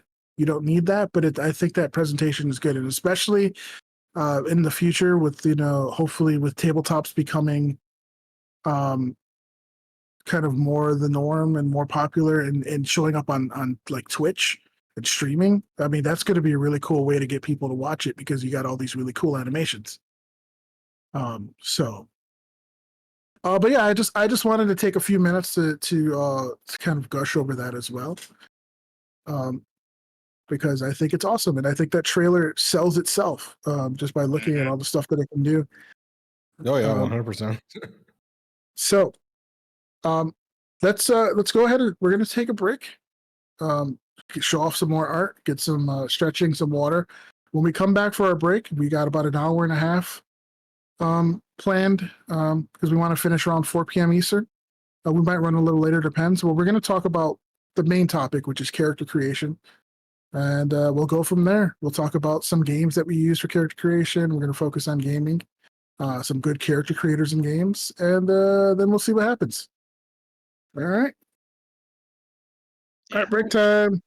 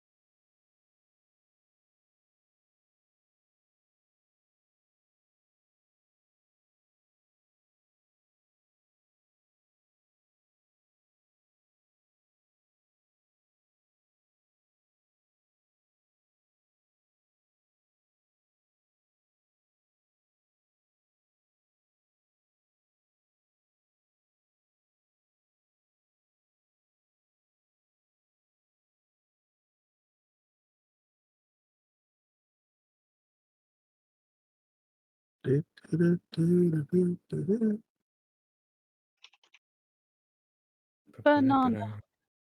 I'll see Banana. you live. Yay. We are Yay. live. So first and foremost, I want to thank Solzy for being here. She had a thing that she had to run to and had to dip out real quickly. So I suggested, and she wanted to give her thanks for being here. So much love for Solzy. Say hello, Solzy, if she's listening on her trip where she's going to. Hi, Solzy. and her You got break. mad We love aura, you, for Sozy. real. God damn it, Frax. I stand you. Frax, Yeah. I'm gonna throw you in a pool next time I see you. Yeah. Now I know why she left, because she knew that was coming. Mhm. All right, so our main topic, and we're just going to delve into it, other than of course Gamescom, what we've been interested in and all that, is going to be character creators. We did character creator and TTRPG last month. We went over a couple and started talking mechanics. We're going to go over character creators in video games, and we're going to start off by our dear Frax, who went around creating Calum in Baldur's Gate 3. The floor Yes. is 'Cause yours. it is that time again on ATH where we praise Larian for everything that I mean, uh, no, but really, Baldur's Gate actually, it's not the most expensive character creation in gaming, but it is a very good one because the options it has are like they're tailored towards D&D. Baldur's Gate is based on D&D. It's an adaptation of 5e, so it works really well to get a basic idea of your character in a fairly high detail model. Mhm. So I started making my sorcerer, which is the one you see on the screen, lovingly drawn by our dear Artsy, whom we also stand for real. It's also time to praise Artsy. Praise Artsy. Oh, Now continue. definitely time Praise to praise Artsy, Artsy. yes. Praise be. All right. Continue. So the character creation Baldur's Gate, for that reason, is very similar to the one you will be doing when you make your 5e TTRPG character. Um, it's got all the same options: races, backgrounds, class, subclass, spells, like literally the same spells you can find. Um, so yeah, I started with making him a tiefling. Then I switched the class around. You can see all of those options on the left there. In the first screen, it's mostly the mechanics options. So that's me choosing those here, looking at my spells. You don't have every option that is available in 5e, but you have most of the basic book ones and a few extra. And of course, there is the infinite modding potential that since Mhm. 2 days ago actually has official support. They rolled out patch 7, which Oh, yeah, they patched in their official mod supports. So now in game there's a mod browser. The official modding toolkit is out. So there will be a lot more coming. They said that in the past 2 days they had over 1 million mod downloads on the new tool. Damn. So yeah, that's gonna be great. Of course, it means at the moment mods are a bit unstable because they need to convert to the new patch and the new system, but that will get resolved. Because the modding community for this game is big and they are really, really skillful. So after you finish the mechanics side in Baldur's Gate 3, you go to the appearance sides. Of course, you can always switch between the two. You don't need to do it in that order. Um, but on the right side here, you see all the appearance options that there are. There's different faces, different tattoos, different hairstyles, colors, freckles. There's a vitiligo option. Um, different eye colors as well. So, with blindness, of course, that's always a thing. Scars. For tieflings, there's different horn types. What else is there? I know for Dragonborn, you can switch out a few different tails, or not have tails at all, because that was the vanilla. Specifically for Sorcerer, for Draconic Sorcerer, there's scale options, but I did turn those yeah. off because my character doesn't have them, but they're still shown here. Um, so yeah, you can see like the icons with the different background in the menu. Those are icons I Mod. modded in. Okay. Yeah, I was gonna say. Yeah. Because they don't always get to capture the same style. That doesn't matter as long as the preview works. I went with a lot of modded options to really show the extent of what you can do if you go all in. But even without mods, you can make plenty of cool stuff. Like my kineticist character, Lena Lysandri, I play on Tuesday. First of all, it's a Pathfinder character. This is a D&D game. Second of all, she's a half dragon, not supported by this game. I made her with vanilla Baldur's Gate 3 by just making a draconic sorcerer tiefling. So I had the scales, I had the horns, and then I could just work with the colors to make it a half dragon. And the fact it's not a kineticist in the game doesn't really show in a picture. Yeah, that's true. That is true. So you can really make it your own. It's an amazing toolkit, and yeah, I remember when we first played the beginner's box Pathfinder. You just had your token, which was just your Baldur's Gate character. yeah, The screenshot. And I know Ophi when we played a one shot, made like while we were creating the characters, just went into Baldur's Gate, fired it up, and made a character and used that as the token as well. So, yeah. That's the amazing thing you can do with this, especially because like in this screen, if I were to zoom out, I can have a 360 vision of the entire body. The only thing I can do here is change the outfits. For that, I would actually have to go into the game and either play it or download a mod that gives all of the outfits in the starter zone and try them on one by one. I could do that. There's a mod that does that for this explicit purpose, but I didn't. I just stuck with the default sorcerer outfit because I think it's fairly stylish. I do prefer it in red though. I wonder if with the official modding support, if they'll add like a mod that you could see outfits or whatever, like a dressing room mod or something. Possibly. Before the official mod support, it was really hard to modify which options you could see in the character creation. Like adding a new tab was really hard, but maybe with official support, that's doable now. That would open up a lot of options. Yeah. Because what all the mods I got for this one do is just add more to the existing tabs. That is easy. And yeah, RT, you saw that correct. There's a long braid. One of the mods adds that Yep. based on NPC haircuts. There is the iconic for me iconic for other people they might not care, but the iconic bang over the one eye for Adira. Yep. So I did make Adira in here, and I made her a monk. So yeah, I actually made her. So Mel, Morgan, Gruta, you've played this game, right? Oh yeah. Have you guys made any of your characters, and if so, which ones? I played 20 minutes of it. I still need to dive really, really hard into it. But I was building my paladin that I play in Icewind Dale, Oxar. Okay. He's a blue dragonborn paladin, conquest paladin.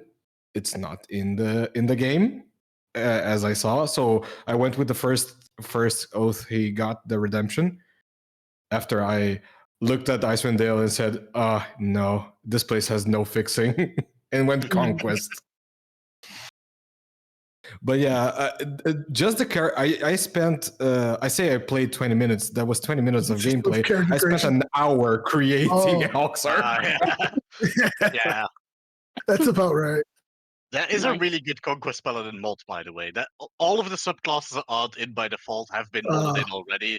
They probably Oh, might yeah. need to have some fixes for the new systems, but they're there. They will be done soon. And there's also a complete mod Nice. for the Artificer, with all of its subclasses, which is really high quality in my opinion. And So- the Pathfinder Magus, for some reason. Oh, really? it's- And the Interesting. Walker of Death Knights. That one was really Yeah. fun actually.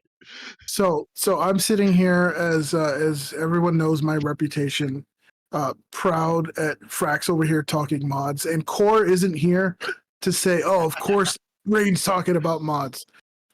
So yes. That's okay. Uh, He's here in spirits, and he definitely would say it. Oh yeah. So Morgan, did you make any characters memorable in Baldur's Gate? I made one of the first characters I made when I started playing was probably my longest standing character so far that I don't think many people have met before because she was not from a time when I was in any of the servers we're in together. And that is Z, or the Lilista. She is my Shadow Monk? OG. Yes, my Shadow Monk is currently gotten to level 17 with a level in Rogue, which is included in the bulk. We've taken a hiatus just for many different reasons, which are all fair. But yeah, I played her as a monk, a shadow monk. I can't remember if I did the strength tavern brawler thing. I think pretty sure most likely did go Dex monk with her. So that was a lot Mm. of fun. But The yeah, tavern brawler strength combo was funny though. yeah, it's Um, incredible. And Mel, have you played Baldur's Gate yet?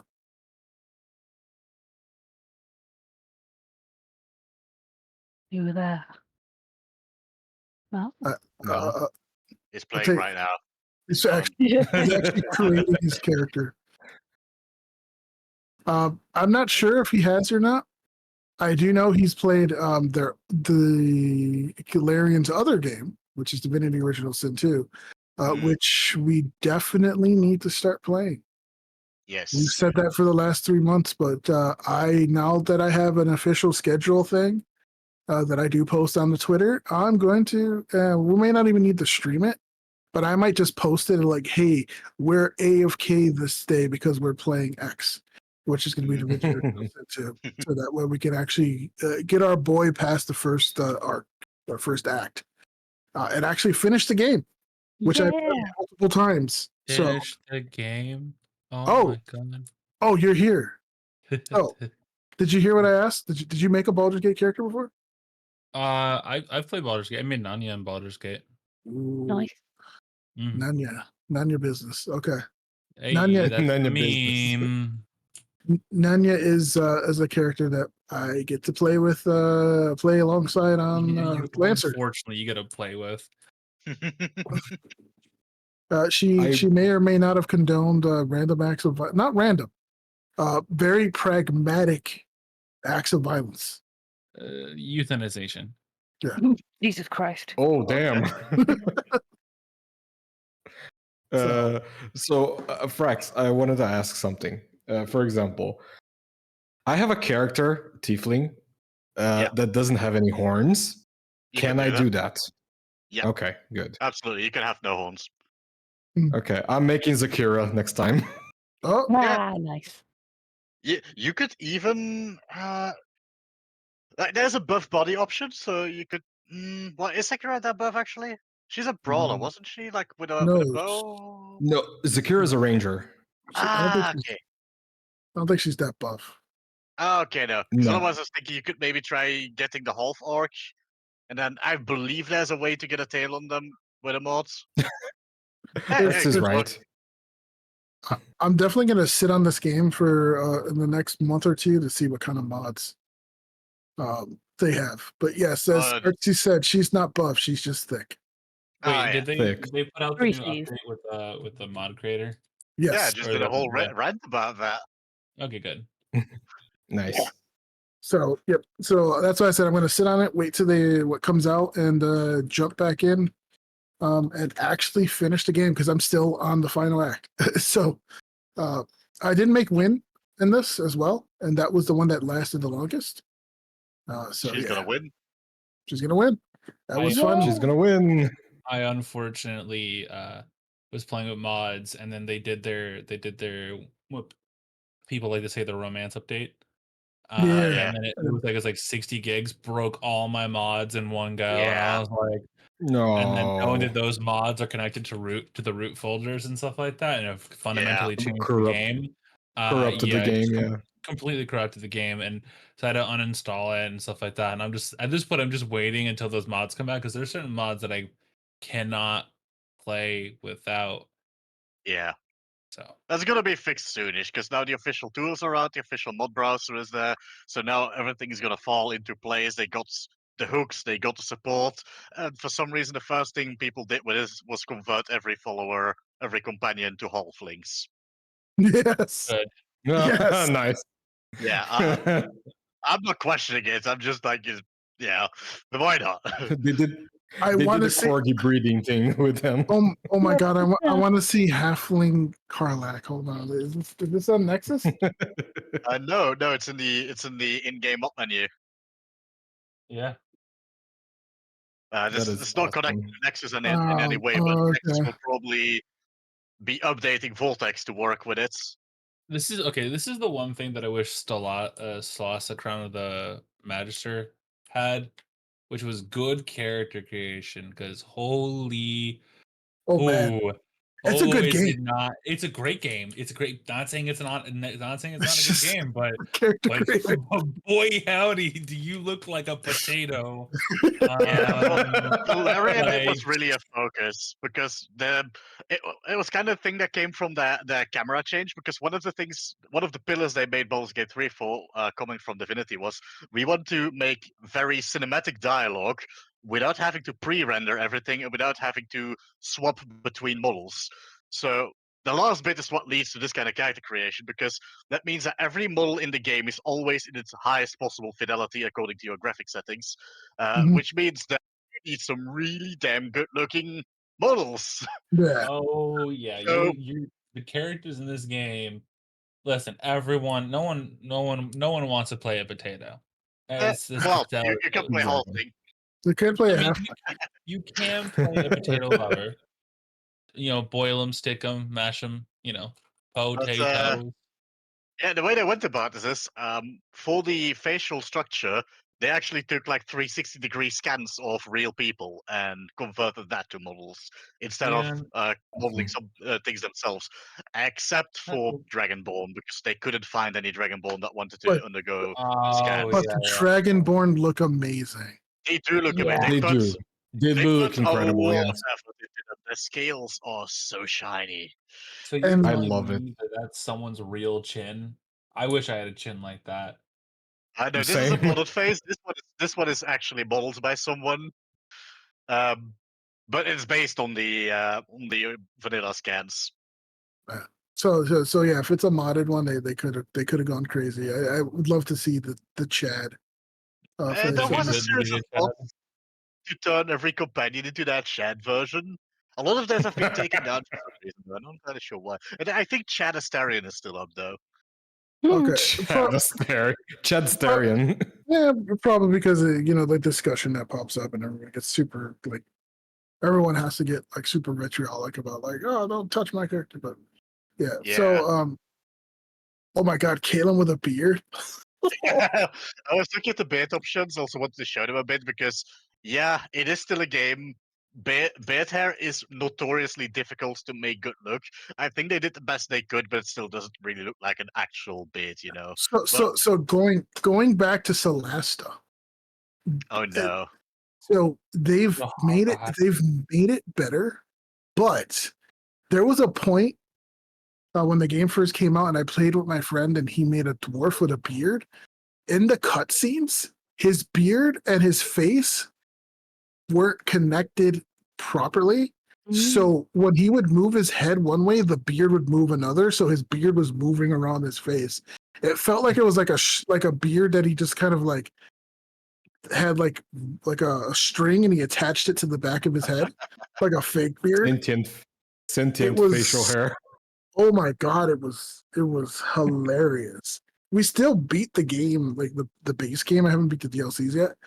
But and it was great. And his character was nuts because you pick personalities and that's how they talk.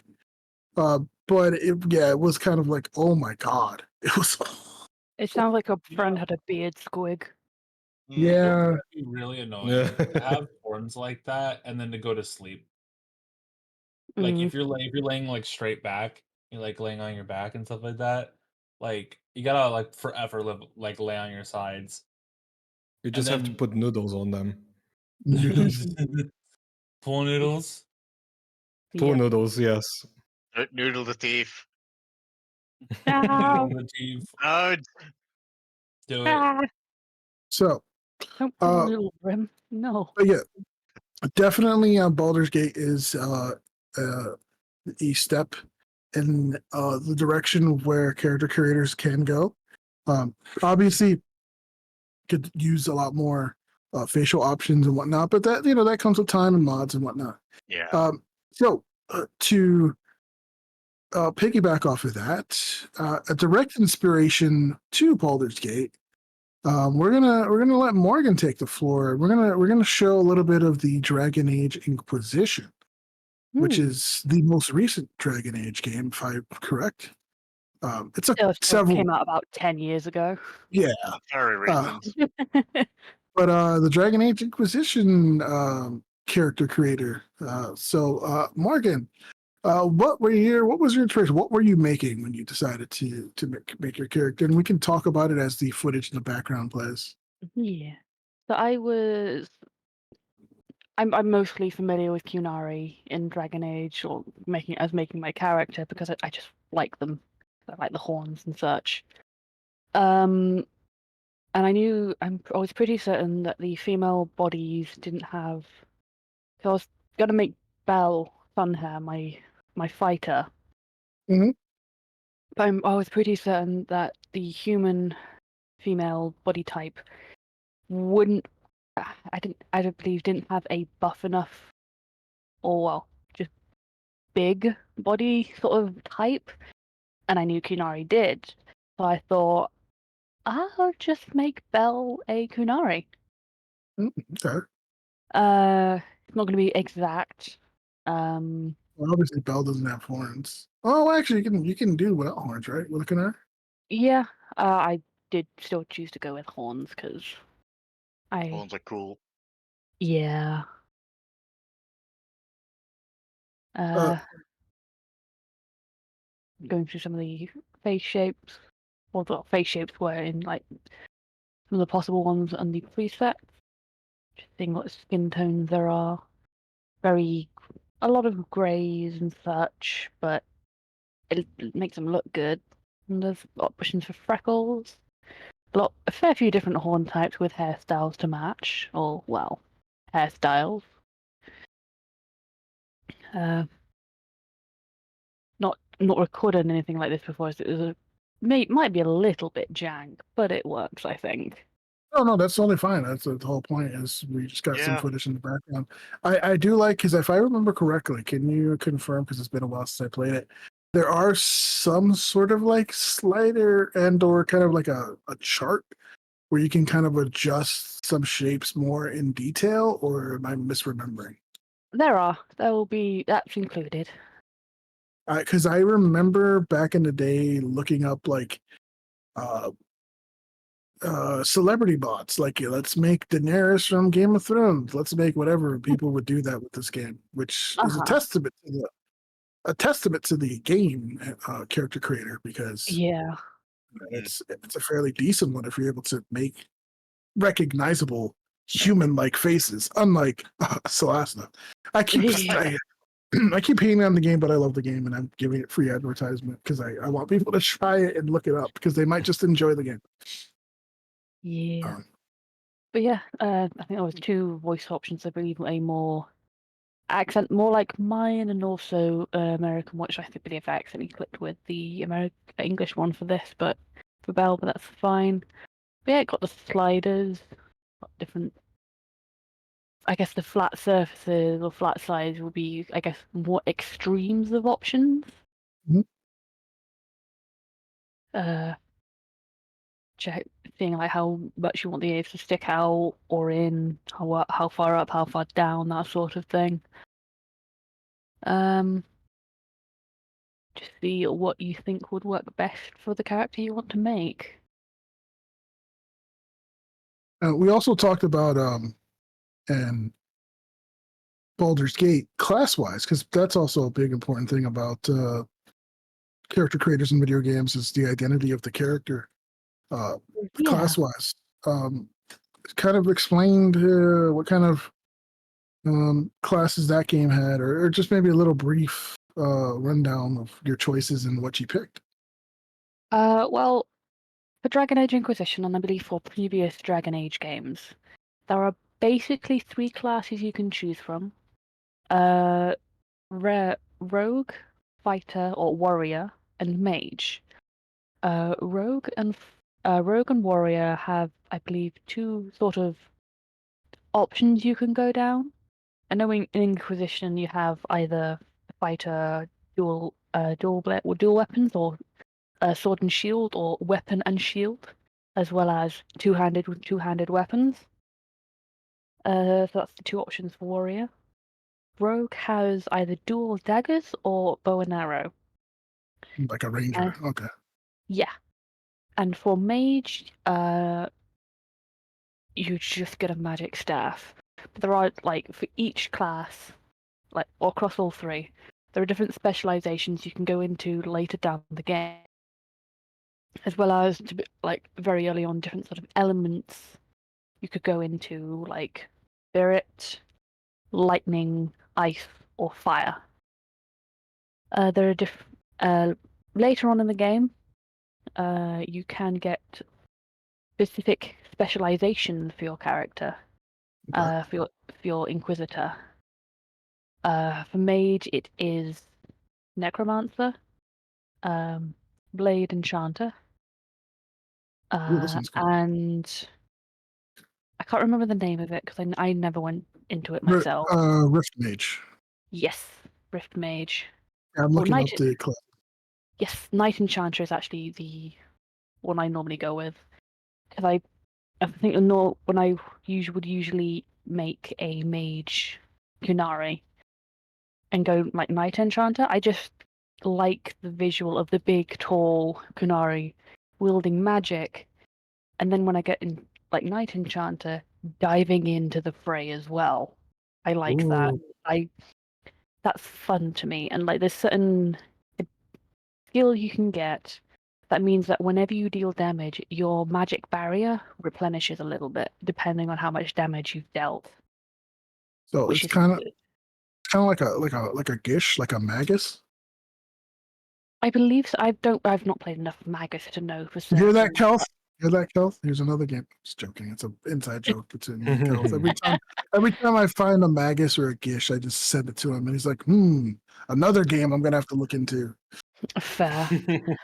But yeah, yeah. I mean, I like Knight Enchanter as well, the most. And like, there's another ability that you get. Like one of the first ones is like you have like a spirit blade. So basically, you have a hilt that has no blade until he pumps magic into it and starts slashing, and then it's a massive sword that you can just attack with. You can have certain you gotta have like a thing that cools up, like charges up. Like with each attack, it like goes down by half from 99 to 50 and all that.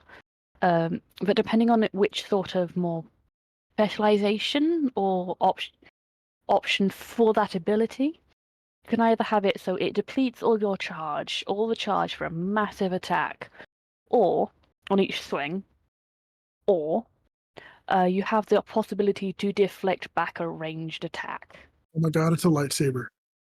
I want it. It's a lightsaber. Okay. All right. We're diving Star Wars now. Okay. I mean, it is BioWare, and I mean, one of their Dragon first Age Star games, Wars. one of their first Yeah. big games was, of course, the game that everybody knows, Jade Empire. I'm sorry. No, Knights of the Old Republic. So okay, all right, cool. So there's some class. Obviously, not as many classes or differentiated because D&D, Baldur's Gate has all this wealth of a tabletop to build upon. But there's still a decent amount, and judging by how you're describing, you get different choices. There are some decent choices. So for a game that built its classes from scratch, that's pretty cool. That's definitely really cool.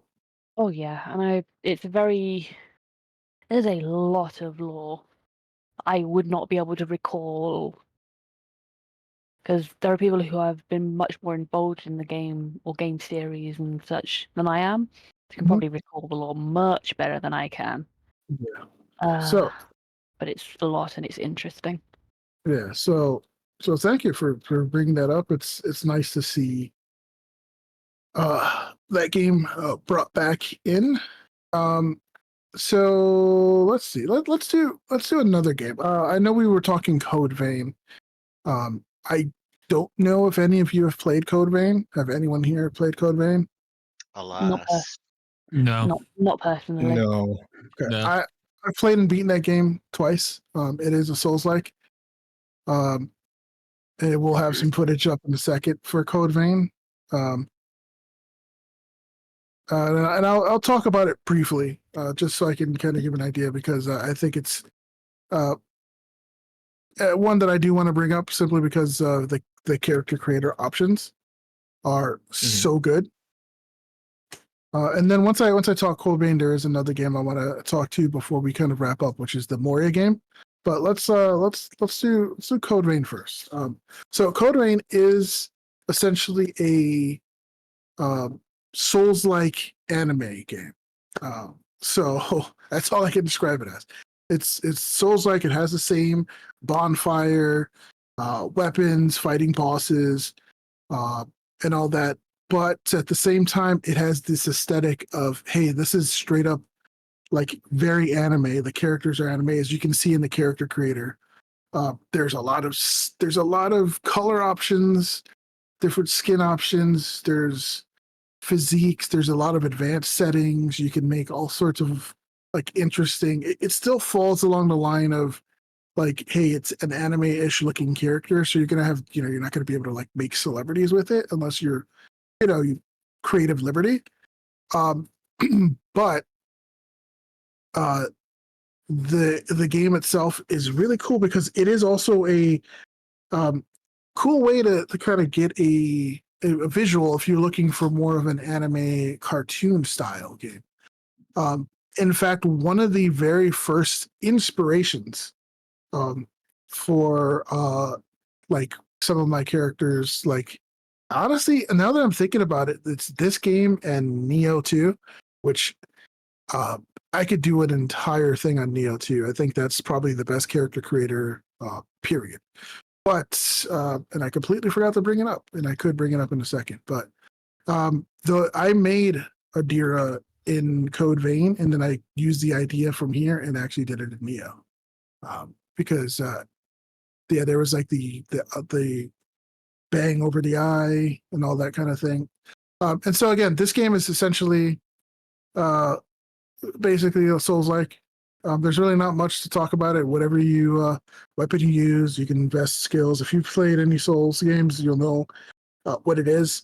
And you can play it co-op, and so I enjoy it. I don't think it's one of the better Souls-likes. I think it's pretty average.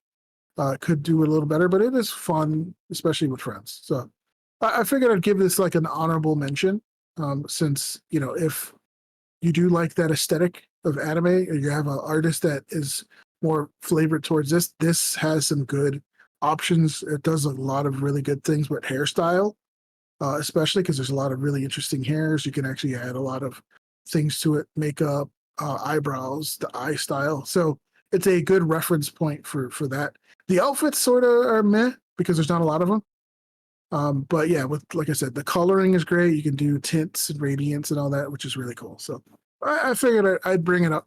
I know some people mentioned that they might have played a little bit. I know Artsy played like 2 hours and couldn't get past the intro because it is really tough. Because it's clunky. It's not Euro jank. It's like Asian jank, I guess. I don't know. Is it Dark Souls 2 clunky? No, Dark Souls 2 actually. Oh yeah, okay, yeah, maybe similar. Dark Souls 2 might be a little bit less clunky for certain things. Like this is very rigid on the dodging, so that's kind of where it gets like the iframes and whatnot are very rigid. It's not as you don't get as many pixel dodges because of the fact that it's anime, so every attack is really like bombastic. So but extra. every attack is very extra. So yeah, definitely interesting game. I figured I'd give it an honorable mention because it's so unique compared to some of the other ones, and I think it's one of the first ones where it's like, hey, I'm going to make my character and kind of get an idea. I stand by my statement. I think Neo 2 is the best character creator for me, but it's because I made a deer on it. But I'm biased. So moving on. The last one I want to talk about before we do some announcements and kind of go into it is Mines of Moria. Mines of Moria, I really enjoyed this game. It it's been out for a while, but it just recently came onto Steam, so it was one of those, hey, beta test this for us, everyone on Epic. So it's one of those exclusives, but it came over to Steam recently. I've played it with Core and Artsy, and I plan to play it again tomorrow and stream it a bit because I really enjoy it. I think it's a really cool game. It has some really cool mechanics, like if you're mining and you start finding a resource that takes a while, there's a button that says start singing. And you basically start singing like this dwarven shanty or whatever as you're mining, and it gives you a buff. And it's like, you're just like, and then everyone else who's playing with you, there's a button to join in.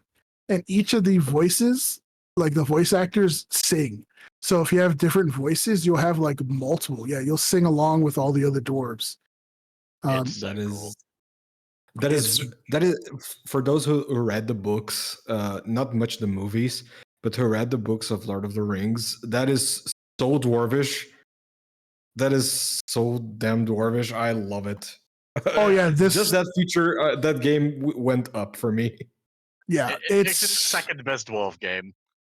Yeah, you know, there's always Deep Rock, which I believe is the best. Rockets, yeah. Rockets, Sorry. I'm kidding. They're not really comparable in my opinion. They're just both really cool. Yeah. No, but I this definitely is a very good game because of the immersion. It's just it's really cool. It is so immersive. And it's like, oh, you're just gonna be in Moria and these tunnels, and then you go into a different room, and then you see something that I won't really spoil until we play. But you go into a room and you're like, oh, okay, I see what this game is doing. But it's essentially Fourth Age, so it's after the movies, and it's the dwarves wanting to retake Moria, or just kind of retake what they lost. So you're fighting goblins and orcs and trolls. You're mining ore. You're building fortifications, getting raided, and it's really fun. It's honestly really fun. They got the voice actor of Gimli, the actor of Gimli, to be the voice actor for Gimli in this. And it's an older, grizzled Gimli, which is really nice, with gray hair. And I love that the intro is like, we can't break through the door. All right, plan B. You mean B as in bombs? And yes, that's exactly what it was. Nice. Dwarves. Yeah. Now, one of the things about the character creators, obviously you can tell there's a lot of like fantastic and fabulous beards. If you play the game, if you know anything about dwarves in Lord of the Rings, you'll know that male and female dwarves, sometimes it's really hard to tell them apart. Female dwarves sometimes have better beards than some of the male counterparts. So it's yeah, or they have like really cool like these long like sideburns that are really cool and decorative. And one of the things I really enjoyed about this game is when I was playing it, I'm like, okay, you can make male or female. Again, you're used to it from video games. There's no male or female option. You just basically pick your face, your hair, your beard, and then you pick your body type. And your body type might say, you might have wider hips and you know a bigger chest area. And there you go. You have yourself a quote unquote female dwarf. Or not. Yeah. It's the same in Baldur's Gate. I forgot to mention that. There's just 4 body types. Mm-hmm. So it's like, I like it. It's kind of cool. It's kind of like, oh, you can just adjust it. So there's no like label. It's just, you're just a dwarf. And I think that's refreshing to see. And I know it doesn't always work because, you know, there are more feminine looking animations or male oriented animations. So that's why the body type thing exists. So that's cool that it's less, rather than body type, I would like to see animation type, and then you can just make the body whatever you want. But you know, who knows? But honestly, that makes a lot of sense because female dwarves and male dwarves, they kind of mix well together. If you look at the Hobbit movie, the third one, Battle of Five Armies, you will see that there's no distinction. But in the book, there are female dwarves fighting alongside male dwarves. They don't make those distinctions there, so it makes a lot of sense with lore. That's cool. Based. Very That's cool. based. Yeah, and it's always nice to see where they do like different interpretations of how different races, and that's cool. And I think it brings back to a previous comment earlier in the podcast, where it's like, oh, that guy's having fun with the slider. The previous thing where it's like, you know, making unique differentiations within a race and actually expanding upon it and using it, not just, hey, all dwarves are this, and it's just you know, there's like a little differentiate. So but yeah, this game is definitely a lot of fun. I am glad and I appreciate the Epic Game players for beta testing it for me, because now I get the finished product at a cheaper price, and I can enjoy it at my leisure. And I plan to stream it tomorrow. And yes, the personalities are funny. There's all sorts of personalities. It's really cool, and it's a game that's meant to be played in a group because everything they do is in a group. They're singing together. You can find old casks of ale and just like you just pour out an ale and just start dancing and singing, and it's amazing. So I feel like the thing about doing things together is like an essential pillar of dwarf games at this point. A few months ago, as a meme, a few of the game developers that made dwarf games started demanding a custom dwarf tag on Steam. But I think it's kind of gone beyond that meme. Like there's that Yeah. if I see something with dwarves, I have certain expectations of it, and go-up and like having fun together like that is one of them. except for Dwarf Fortress. that's If you're Dwarf Fortress, you hate yourself. Yeah, but that game was made in like 1997 or so that doesn't count. It's a good But game. that- I'm just a meme. It is a good That's game. also the thing with Bronzebeard Tavern, which was amazing to play. It is such a fun game. Oh, And speaking it's of all that, dwarves. oh, go ahead. Sorry. No, that was it. I was going to say, Gruta, speaking of taverns, there's that tavern game that finally is out. The Tavern Which one Simulator. you're talking about again? It is on Steam. I think it's called. I played it with Mega and Soulsy. We're like, we're going to try it for an hour. 4 hours later, we're like, okay, this game is good. It's called Ale and Tavern. Ale and Tavern. Ale and Tail Tavern. So I'm not going to. If it doesn't have playable Copper Dragons, I don't want it. Listen, we love our looks. Copper Dragons here. It looks a lot like World of Warcraft. This art style. I mean, It to be does. fair, Warcraft does have really cozy taverns in there. But yeah, that's something I won't linger on that one. I'll post that after so you guys can see. But yeah, it's actually really cool. It's so you just go around being a tavern. But again, that goes back to the whole co-op community games. Moria does that extremely well. The combat is snappy. You feel like a dwarf. You actually, the way you progress in the tech tree is by essentially kind of finding old statues to old past dwarves and repairing them. And so you repair it, and then you learn how to make a helmet because you see the helmet. You make the helmet that dwarven warrior used, or that chess piece, or the axe. And it's cool because That's it awesome. makes you explore, rewards you for exploring, and it also immerses you into lore because you start to learn about that dwarf, and you start to like, oh, they used a big warhammer, so now you see what that dwarf was all about, and that's their weapon, and there's personality to it.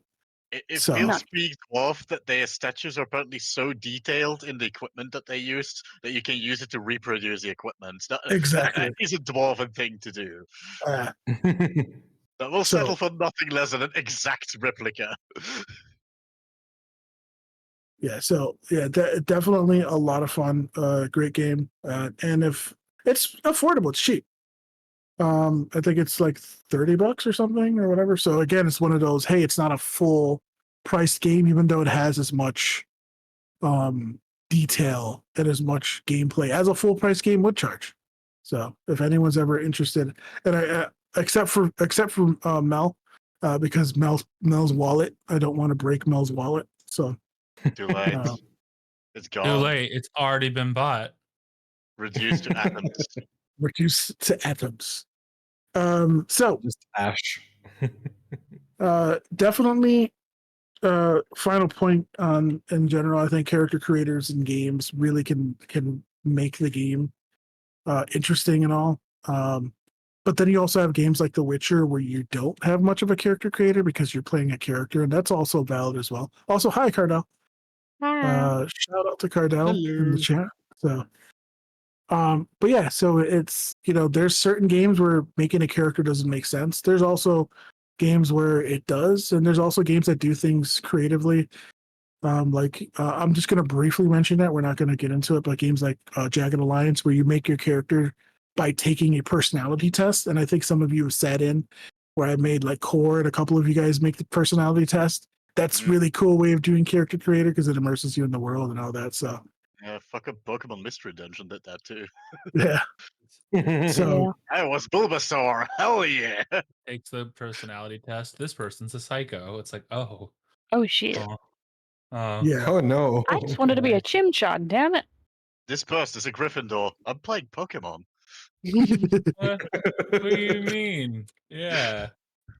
I love that. There's a lot of that in some of the older games and stuff. So it's nice to see games do that again. So just take a personality test. And this is basically what your character is. So all right. So moving on. We want to wrap up to some community spotlights. So we're going to call it community spotlight. And specifically, a new friend of the community has have some really cool news. Yeah, Malanim, a resident Goblin DM. I've actually joined in with Artsy and have followed Mal, and really enjoy their content. Specifically because my coworker, as many of you have heard when I've connected to voice chat while he's in the room, Jordan is a huge fan of Shadow of the Demon Lord, and Mal DM Shadow of the Demon Lord, and also has the Demon Lord himself for an interview. So this is going to be happening Saturday, the 21st of September, on Mal's Twitch, and we've shouted out. Fantastic. And on its X. So definitely check that out if you're interested. Are any of you familiar with some of the things that Mr. Robert J. Schwalb has done? I've heard of his Unfortunately name, You told me but before. I'm unfortunately not very You used to work on D&D, read right? on him. Yeah, he's been on 3 Make editions of tieflings. D&D. Yeah, he's worked with like I think one of them was the book that had tieflings and demons on it. Yeah. I think he's worked on Warhammer. I know A Song of Ice and Fire for the Game of Thrones or Song of Ice and Fire RPG. He's done. He worked on Star Wars. Numenera, I think, is one. I'm just off the top of my head. I knew the most recent. Oh, go ahead. What? Hey, Oh, no. Sorry. I know the most recent things he's done. He's has created his own, I think, his own company or imprint, and he's of course Shadow of the Demon Lord. That came out like almost 10 years ago now. That one is super gritty, and it's a lot of fun, and it's brutal, and I love it. And it's a really distinct style of game. Oh, I know of him. He wrote for Monte Cook. He wrote Numenera. Yeah, no, And Numenera. that setting is amazing. Someone said Numenera. Did Yeah, I remember. Yes. So yeah, now you should know this guy. So I see the eyes have perked. Monty Cook. Monte Cook, yes. Yeah, Monty Cook wrote one of the coolest settings, Numenera, and it's actually the first thing I ever DM'd. Not D&D, not 5e, not Pathfinder, not none of these. Numenera. Mhm. Numenera is the first. and Numenera is fantastic. But yeah, Malin, he does stream Shadow of a Demon Lord games on his stream, so we've linked it. So definitely, if you're interested in a different style of tabletop that's not like 5e or Pathfinder, check it out. It's familiar enough until you get the spell that makes you insides go to your outsides. Oh, my lord. But yeah, I won't go too much detail because Twitch. But yeah, definitely check it out. It's really cool. And I'm going to be watching this because it's super interesting. And it's really cool to see game developers communicate and kind of like interact with the community that enjoys their games. That's always really Absolutely. nice. So Yeah. I'm hoping to see more of that in the future. And I think honestly that's as much as I have on this. If anyone here has any plans on what they're doing in terms of streaming or just projects that you're working on, this is the time and place for it. We can briefly go over it for a few minutes before we wrap up and raid. Anyone? I mean, I want to say that I will keep on with my streaming schedules. Honestly, I would love to do the streaming for the podcast as well.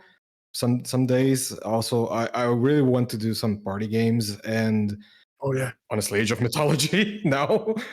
Yeah, because I'm really excited about it. Mythology. someone say Currently Age of downloading. Mythology. Yeah. So And on my channel, I will keep doing the Starfinder read until I finish the book. And until there's no more stars to be found. mhm. yes, and some things might happen in October. We have a plan. I will. Things. We should I also have- play spooky games in October. D- Are you talking about the thing I'm thinking of, or something different? I mean, not just the thing you're thinking of, but But also the thing he's thinking of. I'm guessing, Gruta, you're talking about something different. I'm talking about something a little different. Okay. That's going to be a little revamp of the channel. Okay, no worries. Number one, I do want to shout out that every Wednesday, Artsy Faye does stream on her channel. She does art, and she also streams on Fridays, where she also does art and sometimes other things. So, no, not you, Aztec. So, and in October, speaking of spooky month, me and Frax have cooked up something. I know Frax mentioned that we've been playing Minecraft. So we found a couple of really spooky mod packs, and we have decided that we want to run a group of the ATH friends and community members through an event of our own machinations, of our own creation. Specifically, we're going to be building an area in adventure mode for the run through and be kind of like DMing it live or just running around and letting them run through it. I know Artsy has mentioned that she wants to join. Morgan mentioned at one point. Gruta, you've mentioned it. Yes. We also have friends of the community. I believe Corey has mentioned that she would like to join. And be not a victim. It's you are a participant. Volunteer. Thank you. We shall scream. And we have some redacted question mark. I am not allowed to say legally by my thing. Guest DMs / hosts that will be participating.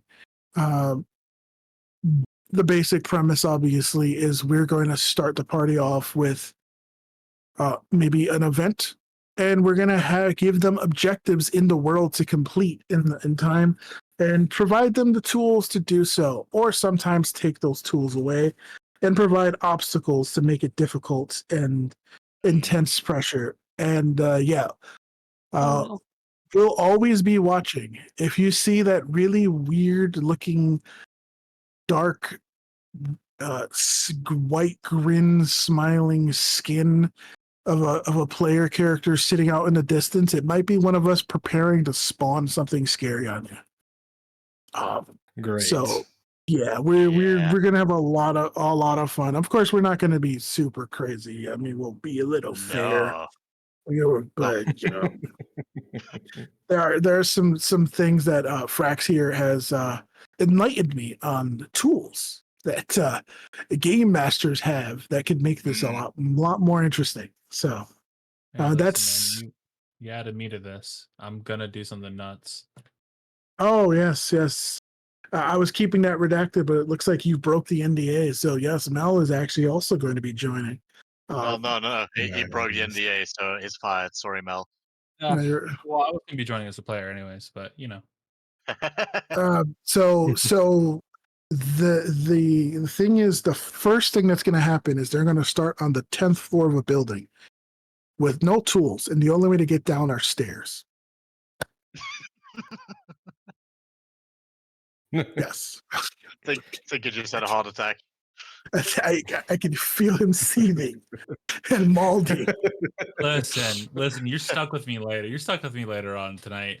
So just be aware. All right. So, with that being said, I do want to give a thanks to everyone here. Gruta, thanks for being a guest and being going to be more of an active member here with us and streaming. I really appreciate the fact that you are wanting to help out. Mel, thanks for being awesome. And hopping in even with the technical difficulties you had earlier. Frax, is always a pleasure.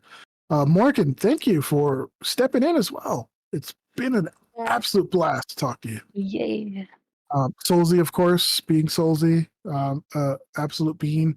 Artsy being a fantastic director. And everyone who's participated. I know Faz did a recording. We didn't get to it. Ophi did a recording for Character Creator. We might do a roundtable or a part 3 small, like hour or so discussion where I'll talk to Yo and use those. Aztec for always being supporter, and everyone in the stream, Mal for being awesome and being here, and hopefully anyone who picks up the VOD and watches it, definitely support your local libraries. Duh. But get out there and try things. Try getting into the hobbies, world building, writing, discussing. It's you never know if you like it until you try it. So. I think we're gonna raid, and Artie's setting up that raid to raid. We're gonna raid Goblicorn. It is his birthday, and he is playing Space Marine. Nice. So I believe the message. What is it? Happy birthday next week. Okay. Yeah. Have birth. All right. Well, thank you guys. Love you all, and let's see about raiding. Bye. Bye. Bye-bye. Bye.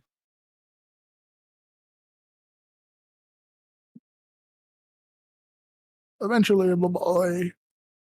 Maybe. Oh, there we go. I think. There Yeah. we go.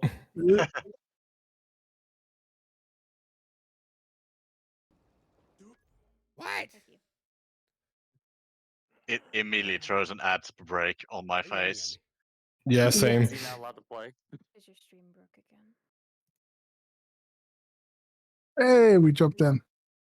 The game is What is drops? a little What taxing. drops? So It's just very be taxing. mindful. What drops? Oh, Warhammer has What do we drops. do? Oh, So yeah. if you got Like the anything Space extra Marine money, one. make it minimal. Like Yeah, Oh, be nice. as minimal as possible. Oh God! Then we just go.